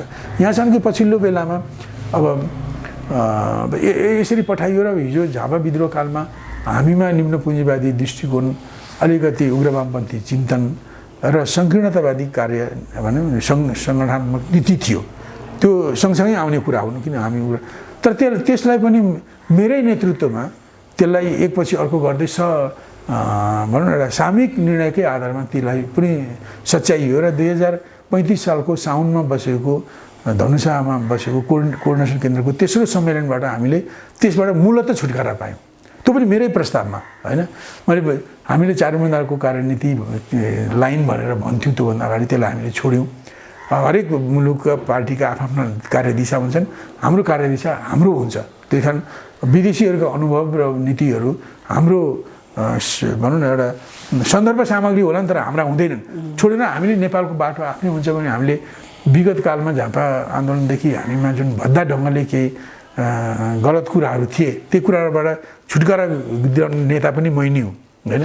पार्टीभित्र XY भन्नेहरूको विरोधहरू थिए, त्यसलाई पनि ठिक ढङ्गले संशोधन गर्दै तिनीहरूसँग डिल गर्ने विषयमा केही कमजोरी थिए भने त्यसलाई पनि छलफल गरेर 2037 सालको असोज महिना भएको बैठकले छलफल गरेर त्यहाँका त्यहाँको प्रवृत्ति र पात्रको बारेमा पार्टीले महासचिवले गर्नुपर्ने आत्मालोचना र उनीहरूले गर्नुपर्ने आत्मआलोचना उनीहरूले सुधार्नुपर्ने कुराको पनि समीक्षा गरेर उनीहरूको मूल्याङ्कन गरेर खास गरिकन दीपक राईले लिनुभएका कतिपय कुराहरू चाहिँ पार्टीको नीतिलाई पार्टीको विचारधारालाई पार्टीको कार्यदिशालाई सठिक बनाउने काममा ठुलो योगदान गरेको छ र उनले फर्काउनुपर्छ भन्ने मैले नै निर्णय लेखेर पत्र नै पठाएको पनि त्यो रहेछ हामीसँग मैले त्यो यसबिचमा हेरेँ होइन त्यो पनि मैले नै गरेको छु।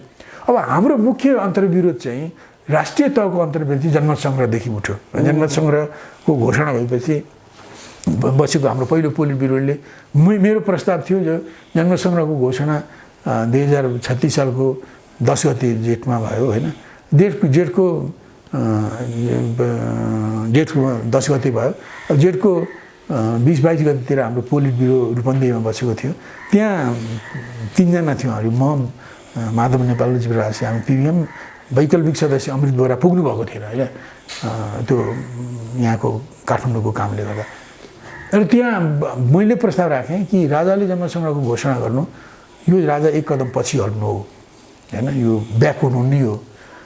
तर भनौँ सुधारिएको पञ्चायत राख्यो भन्नेको हुनाले त्यो जनमत सङ्ग्रहबाट सुधारिएको पञ्चायतलाई ल्याउने उनको प्रयत्न हुन्छ होइन र उनले त्यसको निम्ति धेरै कदम पनि चाल्लान्। त्यसकारण अहिले हामीहरूले यसलाई राजा पछि हटेका हुन् भन्दै पञ्चायत विरोधी आन्दोलनलाई जारी राखौँ र उपयुक्त समयमा जनमत सङ्ग्रहमा मतदान गर्ने विषयमा उपयुक्त समयमा निर्णय गरौँ भन्ने प्रस्ताव मैले राखेको थिएँ।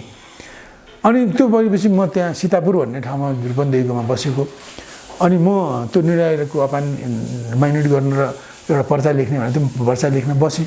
उहाँहरू 2 जना चाहिँ रूपन्देहीका अब हाम्रो मुक्ति मोर्चाका साथीहरूको पुराना सेल्टरहरूमा ठाउँहरूमा उहाँहरू जानुभयो र पछि 2-3 बजीतिर आउँदाखेरि उहाँले त्यस बेला चौथो महाधिवेशनको पर्चा पायौँ भन्नुहुन्थ्यो र लिएर आउनुभयो जनमत सङ्ग्रह धोका हो बहिष्कार गरौँ भन्ने। उहाँहरू त्यसमै कन्भिन्स गरेर आउनुभएको रहेछ। यता हामीले यो निर्णय गऱ्यौँ अब यो निर्णय उहाँहरूलाई ठिक लागेन छ अनि पछि 2 घन्टा हामीले बहस गऱ्यौँ। अब कति गर्दा पनि मैले त्यसमा कन्भिन्स गर्न सकिनँ उहाँहरूलाई र जनमत सङ्ग्रह धोका हो बहिष्कार गरौँ भनेर उहाँले लेख्नुभयो। यद्यपि मैले नोट अफ डिसिसन लेखिनँ तर बहुमत भएकोले पार्टी निर्णय लिएर गयौँ। तर त्यसले धेरै गलत परिणाम ल्यायो हामीलाई भनौँ न। त्यसबेला हामीले बहुदलवादीको विरोधमा हामीलाई प्रयोग गरियो स्टेप बाई स्टेप सुधारेर हामीले पछि गएर त्यसलाई हामीले सुधार्यौँ र 5 पुरो शब्दको हातमा उपयोग गर्ने ठाउँ पुग्यौँ। र पछिल्लो त्यो चाहिँ चैत 20 गते जनमत सङ्ग्रहको मतदान चाहिँ वैशाख 20 गते हुन्छ भन्ने घोषणा भयो। अब हामीले चाहिँ वैशाख 27 सालको वैशाख 2-3 गतेतिर हाम्रो केन्द्रीय कमिटीको बैठक बस्यो त्यो मतदान के गर्ने भनेर। अब त्यहाँ 5 पूर्व शर्त पुरा गर भन्ने हाम्रो कुरा थियो तर एउटा पनि गरेको थिएन। अब 5 पूर्व शर्त हामीलाई बहुदलवादी पक्षलाई सजिलो होस् भनेर 5 पूर्व शर्त जस्तो यो पञ्चको सरकार हटाएर अन्तरिम सरकार चुनावी सरकारको गठन गरेर 16 वर्षलाई उ गर्न देऊ सबै बन्दीहरूलाई रिहा गर जस्ता 5वटा शर्त अगाडि राखेका थियौँ। अब तीमध्येमा गतिलाई कुनै पनि नगरेको हुनाले भए पनि मैले के प्रस्ताव राखेँ भने अब 5 पूर्व शर्त बेग्लै विषय हो निर्दल र बहुदललाई छान्नु बेग्लै विषय हो हैन। 5 पूर्व शर्तमध्ये एउटा 2टा पनि गरेको भए हामीलाई मद्दत पुग्थ्यो जित्ने सम्भावना बढ्थ्यो। अब उनीहरूले चाहिँ त्यसलाई बहुदललाई हराएर निर्दलीय ल्याउने उद्देश्यले सूर्यबहादुर थापाको सरकारले यस्तो गरेको छ। त्यो यस्तो स्थितिमा हामीले 5 पूर्व शर्त नल्याएको कुराको विरोध गर्दै एउटा पनि नमानेको कुरा गर्दै हैन हामीले बहुदलकै पक्षको क्याम्पेन बढाउँ र निलो पक्षमा बहुदलकै पक्षमा मतदान गर्नुपर्छ भनेर मैले मतदान राखेँ मैले प्रस्ताव राखेँ। त्यसको चाहिँ विरोध लामो समयसम्म भारतमा बसेर भारतको पुँजीवादी प्रजातन्त्रको सुविधाहरू उपभोग गरेर 35 सालदेखि नेकपा मालेमा जोइन गर्ने हिजो पुष्पलाल समूहमा काम गर्ने पछि मुक्ति मोर्चा समूह भनेर छुट्ने साथीका 2 नम्बरका नेता 1 नम्बरको नेता जीवराज आश्रित 2 नम्बरको नेता मुन्नाथ प्रसिद्ध। अब त्यसपछि वामदेवहरू सिद्धिनाथ यामलीहरू अरू साथीहरू पर्थे।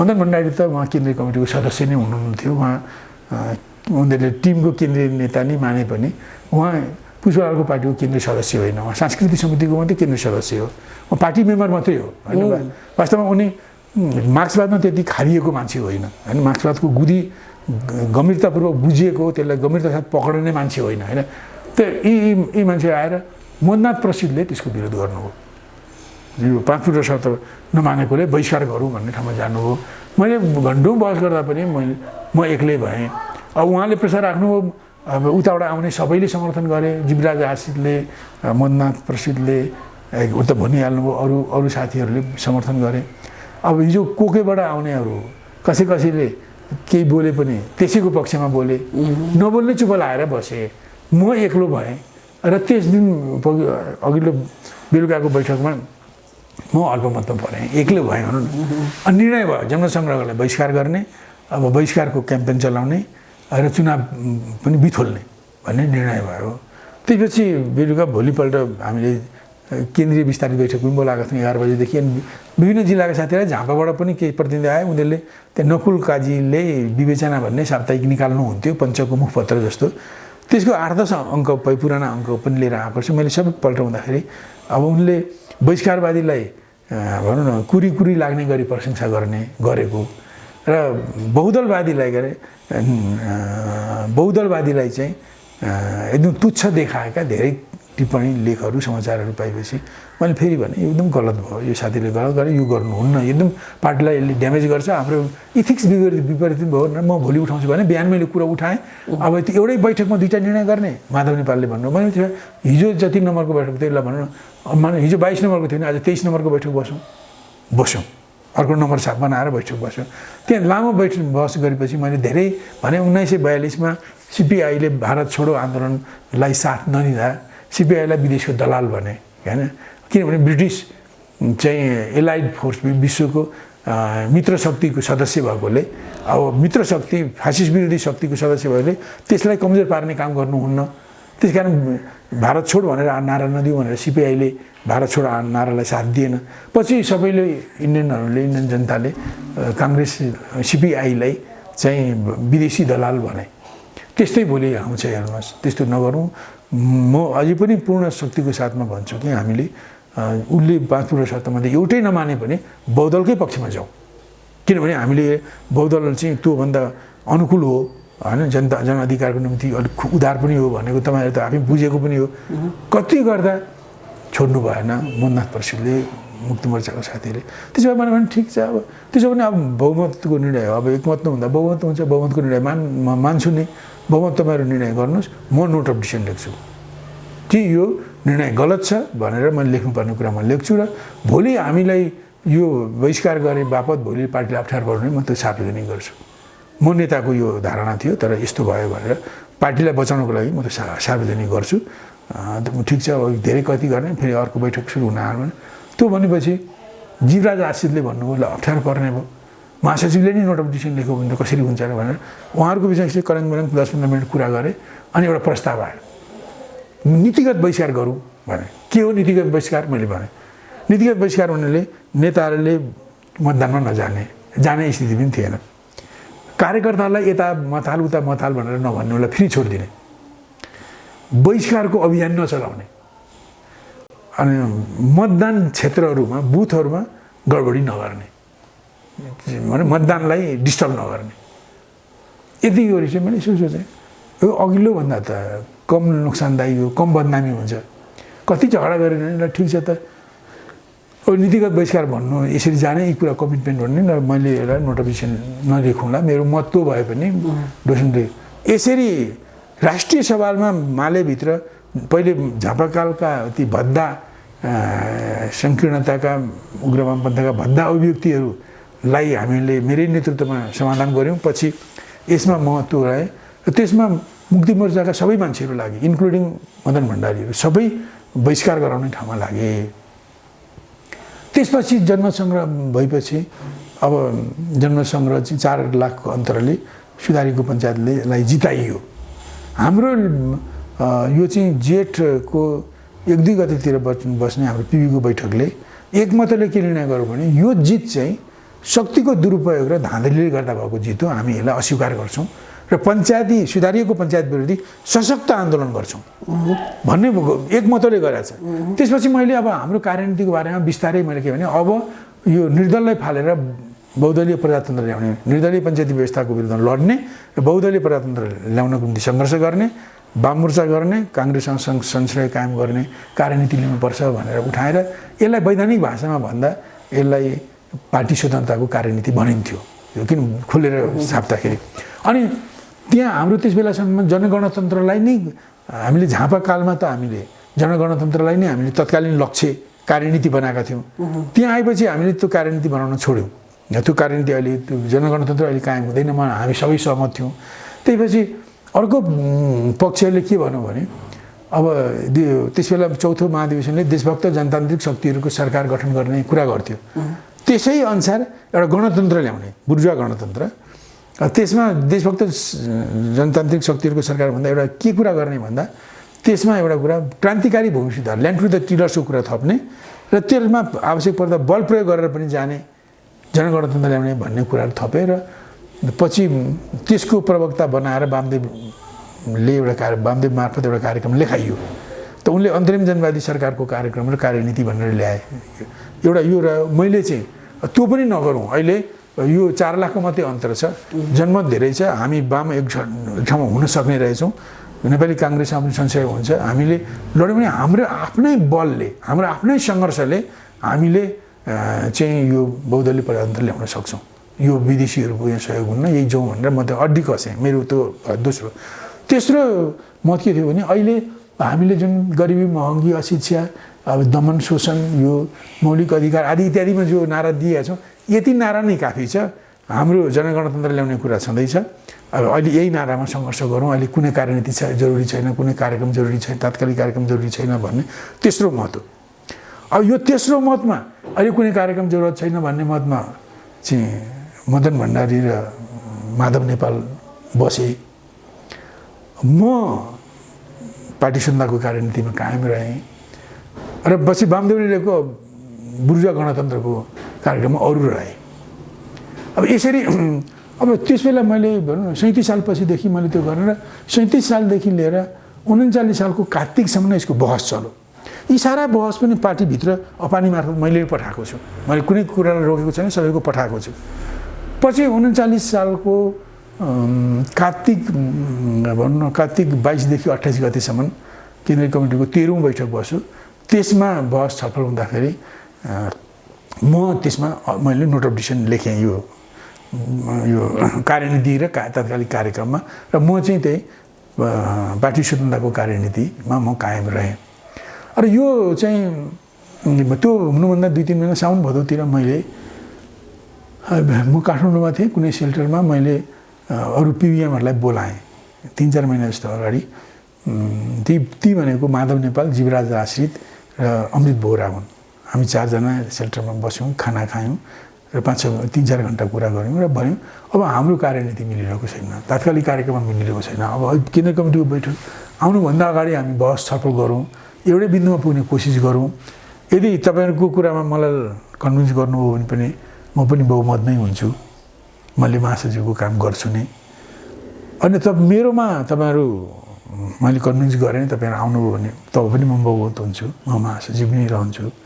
तर कथम कदाचित तपाईँहरूकोमा मलाई लान सक्नु भएन, मेरोमा तपाईँहरूलाई मैले कन्भिन्स गर्न सकिनँ भने अब म अल्पमतमा पर्छु। त्यो स्थितिमा मैले राजीनामा दिनुपर्छ। म अल्पमतमा पनि पर्ने अनि मै महासचिव हुने त हुँदैन, नीति अन्तर्गतको नेतृत्व हुनुपर्छ। अब त्यस्तो स्थितिमा केन्द्रीय कमिटीको बैठकमा त्यस्तो भयो भने तपाईँहरूलाई महासचिव छान्न अप्ठ्यारो होला। यदि त्यस्तो स्थिति आयो भने कसलाई महासचिव बनाउने? तपाईँ 3 जना पिबिएमहरूलाई वैकल्पिक सदस्य अमृत, तपाईँहरू मैले पिबिएम नै भनौँ, तिमीहरूलाई पिबीका सदस्यहरू र आवश्यक पर्ने सिसीका साथीहरूसँग पनि कुरा गरेर यदि मैले राजीनामा दिनुपर्ने स्थिति आयो भने कसलाई महासचिव बनाउने तपाईँहरूले यतिभित्र कुरा गर्नुहोस्। म यो अधिकार दिन्छु, म यसलाई गुटबन्दी भन्दिनँ। किनभने भोलि म त्यहाँ अल्पमतमा परेँ, मैले राजीनामा दिएँ भने अब ठाउँको ठाउँ कसरी चुन्ने भन्ने प्रश्न होला, गृह कार्य हुँदैन, तपाईँले यो गर्नुहोस् होइन भनेर मैले उनीहरूलाई अधिकार दिएको। जीवराज आश्रित दुर्घटनामा निधन भयो आश्रितको, तर माधव नेपाल पनि जीवितै छन्, अमृत बोहरा पनि जीवितै छन्, उनीहरूले भन्नुपर्छ होइन। मैले त्यो भने र कोसिस गऱ्यौँ, तर हाम्रो कुरा मिलेन। पछि त्यो जुन बैठकमा 13औँ बैठक केन्द्रीय समितिको 13औँ बैठकमा प्रस्ताव आएपछि म अल्पमतमा परेपछि मैले लेखेर अब त्यस बेलासम्म त्यो हाम्रो एजेन्डामा महासचिवबारे छलफल गर्ने एजेन्डा थिएन। एउटा सहमति बनेको थियो तत्कालीन कार्यक्रम र कार्यनीतिमा यदि महासचिव अल्पमतमा पऱ्यो भने त्यो एजेन्डा राख्ने भन्ने थियो। म अल्पमत परेपछि त्यो एजेन्डा बस्यो। मैले त्यहीँ 4 लाइन लेखेर मैले केन्द्रीय कमिटीलाई सम्बोधन गरेर म तात्कालिक कार्यक्रम र तात्कालिक कार्यनीति बारेमा केन्द्रीय कमिटीमा अल्पमतमा परेकोले नैतिकताका आधारमा म राजीनामा दिन्छु, महासचिव पदबाट राजीनामा दिन्छु भनेर लेखेँ। मैले दिएँ, कमिटी बैठकमा छलफल हुनुभन्दा अगाडि नै मैले दिएँ। पछि छलफल सुरु भएपछि मैले त्यो वाचन गरेँ। त्यसपछि बहुमतहरूका मान्छे पत्रिकाले भने हामी एकछिन अलग्गै कुरा गर्छौँ भने, तपाईँ बाहेक भने।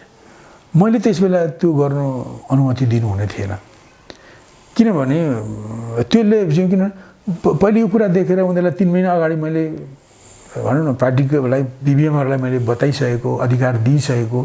अब आउने महासचिव छान्ने त मेरो पनि काम हो, मेरो पनि महासचिव हो। अब त्यो स्थितिमा उनीहरूले मागेपछि मैले अब हुन्छ त भनेर भने। उनीहरूले एकछिन भनेको 2 घन्टा बसे। 2 घन्टापछि आउँदा झलनाथ खनालले तिनीहरूको निर्णय सुनाए, तपाईँको राजीनामालाई अस्वीकृत गरियो, तपाईँलाई अनुशासन उल्लङ्घन गरेकोमा कारबाही गरेर महासचिव पद र पोलिट ब्युरो पदबाट निष्कासन गरिन्छ पो भन्छन्। अब मैले त्यो कुरालाई जति बहस गरेँ पनि अब उनीहरू भिडतन्त्र छ, एउटा भिड छ, त्यो त्यसमा उभिएको छ, मलाई कारबाही गरेर यस प्रकार हटाइयो भनेपछि केपी ओली र मेरोमा के कुरा मिल्छ? म यस्तो कमलो मान्छे होइन, मैले हो अहिले त्यस बेला मलाई हाम्रो पार्टीमा मैले अघि जुन भने बहिष्कारको पछाडि होइन सुरुवात चाहिँ त्यहाँबाट भएर अन्त्य त्यसरी भयो। त्यो भयो, जन्मसङ्ग्रहबाट सुरु भयो, त्यहाँ गएर कारबाही गरे। त्यो जन्मसङ्ग्रहमा त्यो भयो। उनीहरूले त्यसरी गए, मैले त्यो विरोध गरेँ। पछि शान्ति क्षेत्रको प्रस्तावमा मैले आलोचनात्मक समर्थन गर्ने कुरा थियो, त्यसमा बहस भयो, मैले पनि कम्प्रोमाइज गरेँ। मैले भने यसलाई आलोचनात्मक समर्थन भन्दा आन्तरिक अन्तर्विरोध राजासँगै छ, त्यही कारण प्रमुख निशाना राजा नै छन्। अब राजाले ल्याएको प्रस्तावलाई समर्थन आलोचनाको समर्थन भने समर्थन भयो नि ठुलो। त्यो यो भएकोले त्यसले भ्रम पर्छ। म पनि कन्भिन्स भएँ यसलाई यसो गरौँ, यसलाई विश्लेषणात्मक विरोध भनौँ, शान्ति क्षेत्रको प्रस्तावलाई पुरा विरोध नगरौँ। जुन पक्ष जनअधिकारको जनताको दमनको पक्षमा छ त्यसको विरोध गरौँ, र जुन बाह्य शक्तिको चलखेलको विरोधमा छ त्यसलाई हामी विरोध नगरौँ। त्यो विश्लेषणात्मक विरोध भनेर मैले विरोधको कुरालाई प्राथमिकता दिएँ होइन। त्यो पनि मानेन उनीहरूले। नमान्नेमा पनि त्यो मुक्ति मोर्चाकै मान्छेहरू अगाडि छन् होइन। अब पछि 37 सालपछि मैले कार्यनीति बनाएँ बहुदल ल्याउने, त्यो पनि उनीहरूले मानेन। अब त्यस बेलाको परिस्थिति के रहेछ भने अब अहिले त धेरै खुला भयो। त्यस बेला जनमत सङ्ग्रहको घोषणा हुँदा अब देशभित्र अब दरबारका निकट भारदारहरू पनि ह्याप्पी थिएनन्, पञ्चहरू पनि ह्याप्पी थिएनन् राजा वीरेन्द्रसँग। इन्डिया पनि ह्याप्पी रहन्छ क्या। अब राजकुमार पोखरेलले एउटा किताब लेख्नुभएको छ कम्युनिस्ट आन्दोलनबारे, त्यसमा उनले भनेका छन् एउटा इन्डियन एम्बेसीको एउटा डिप्लोमेटसँग कुरा गर्दा हाम्रो जनमतसङ्ग्रह कालमा हाम्रो निर्दल पक्षले नै जितोस् भन्ने हाम्रो भारतको लाइन थियो भनेर उनले भनेका छन् होइन। अनि त्यस कारण त्यो लाइन भएको टाइममा हामीलाई जबरजस्ती बहिष्कारमा पुर्याइयो, मालेलाई जबरजस्ती बहिष्कारमा पुर्याइयो, सुरुमा पनि र पछि मतदान गर्ने बेलामा पनि। पछि जनमतसङ्ग्रहपछि हामीले बहुदलको पक्षमा आन्दोलन गर्ने कुरा जब 37 सालको जेठ 1-2 गते भएको बैठकले स्पष्टता सुधारिएको पञ्चायत विरुद्धमा जोरदार आन्दोलन गर्ने भन्ने त निर्णय लिएको छ, त्यसलाई मैले कार्यनीति बनाउँदा त्यसको पनि विरोध गरियो, शान्ति क्षेत्रको प्रस्ताव पनि विरोध गरियो। यी सबै भारतका इन्ट्रेस्टका कुराहरू थिए होइन। र त्यो विरोध गर्ने पनि को परे भन्दा अब धेरै भारतमा बसेर भारतका विभिन्न राम्रा नराम्रा मान्छेसँग पनि सम्पर्क भएका जुन समूह आएको थियो हाम्रो पार्टीमा, त्यही समूहको माध्यमबाट ती कुराहरू प्रवेश गरे। अहिले आएर मैले त्यो देख्दैछु होइन। मलाई राम्ररी थाहा छ कसरी मुन्ना प्रसिद्धले भन्नुभयो र सबै त्यताबाट आउने साथीहरूले साथ दिए, र यताका बोकेबाट पहिले देशभित्रै काम गरेर आउने मान्छेहरू चाहिँ बोलेनन्, कोही बोल्नेले पनि सपुता साथ दिए। यी 3टै कुरा जो भयो। र त्यस बेलासम्म के भने अब मैले लिएको नीति चाहिँ एउटा पेट्रियोटिक नीति भएकोले होइन, मैले जनमतसङ्ग्रहबाट बहुदल आएको भए पनि बहुदल राजा र जनताको निकटता बढ्थ्यो र विदेशीलाई खेल्न सजिलो हुने थिएन। हामीले जनमतसङ्ग्रहपछि पञ्चायत विरोधी आन्दोलन गरेर पञ्चायतलाई हटाएर बहुदल ल्याएको भए पनि होइन निकट हुन्थे, खेल्ने मौका विदेशीले पाउने थिएनन्। शान्ति क्षेत्र प्रश्न त स्वाभाविक छ कि भारतको हस्तक्षेपको विरोधमै थियो त्यो होइन। त यी 3टा कुराको पक्षमा लाग्ने सिपीलाई नहटाइकन यो मालेलाई उपयोग गर्न नसक्ने हुनाले अब काहीँ ती सबैको पछाडि पनि इन्डियाको मुभ थियो कि हैन। हाम्रो भूमिगत पार्टी हुनाले सिधै मौकामा उनीहरूले पुग्न सकेनन् होला, तर उनीहरूको पहुँच भएका मान्छेहरू त बढी मुक्ति मोर्चामा काम गर्ने साथीहरू थिए।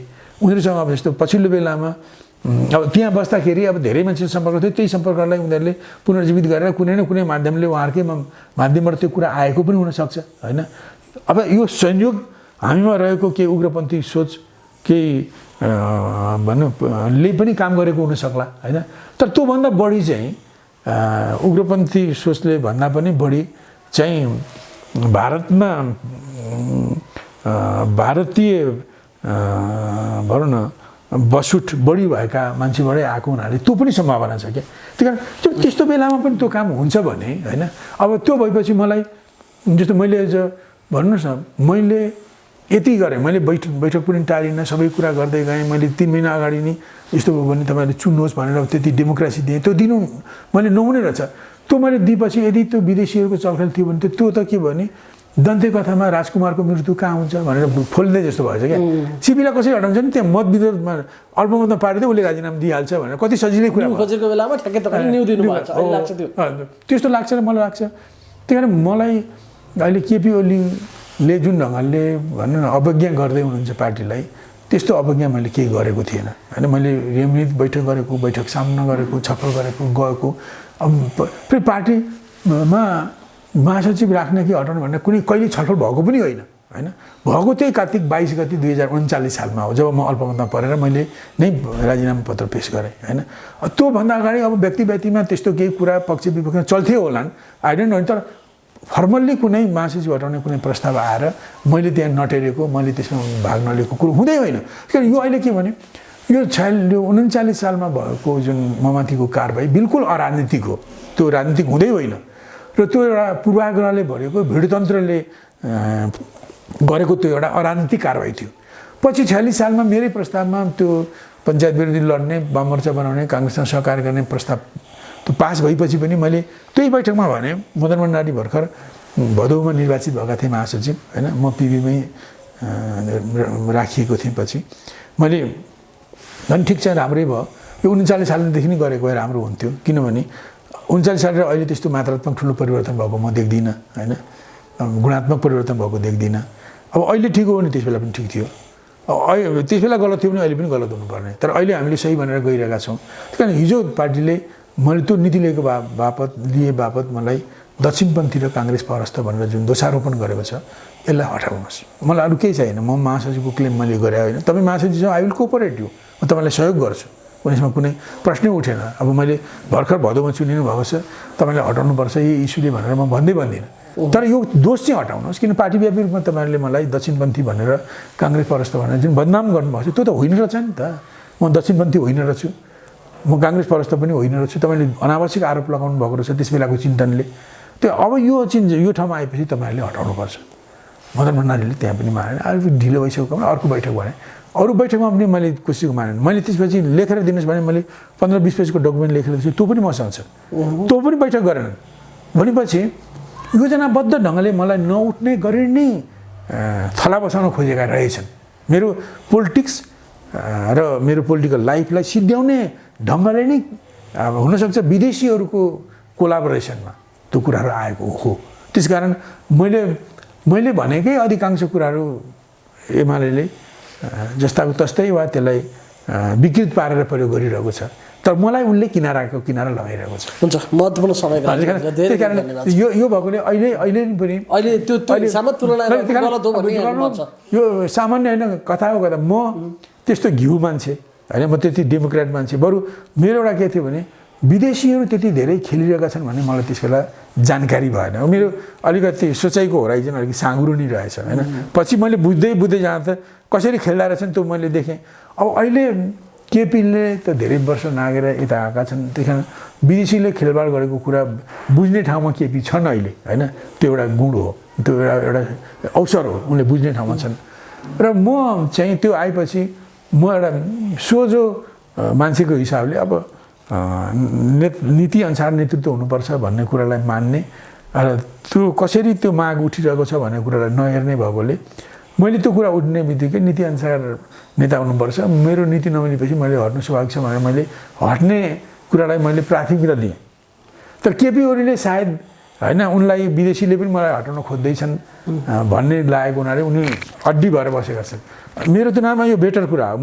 मैले यो थाहा पाएको भए मैले बेग्लै मुभ गर्थेँ नि त्यहाँ। मैले त्यो कसरी लड्ने थिएँ म त्यसरी राजकुमारको मृत्यु यहाँ छ भनेर बताउने थिइनँ होला होइन। मैले त्यहाँ उनीहरूले जस्तै नक्कली कुरा नगरेर भए पनि मैले अरू मेहनत गर्थेँ होला होइन। केपी चाहिँ एडभान्टेजमा छन्, उनले यो विदेशीहरूको चलखेललाई बुझे, त्यसको विरोध गरे। उनी भनौँ न ल कसरी हटाउँछौ भनेर जोडी खेल्न पुग्यो। तर उनले जति पार्टी पद्धतिलाई अवज्ञा गरे मैले त्यति पनि गरेको छैन। हुन्छ, हजुर धेरै धन्यवाद छ अन्तिमहरू। त्यस कारणले केपी र सिपीलाई कहाँको केपी कहाँको सिपी। धेरै धन्यवाद छ, धेरै धन्यवाद।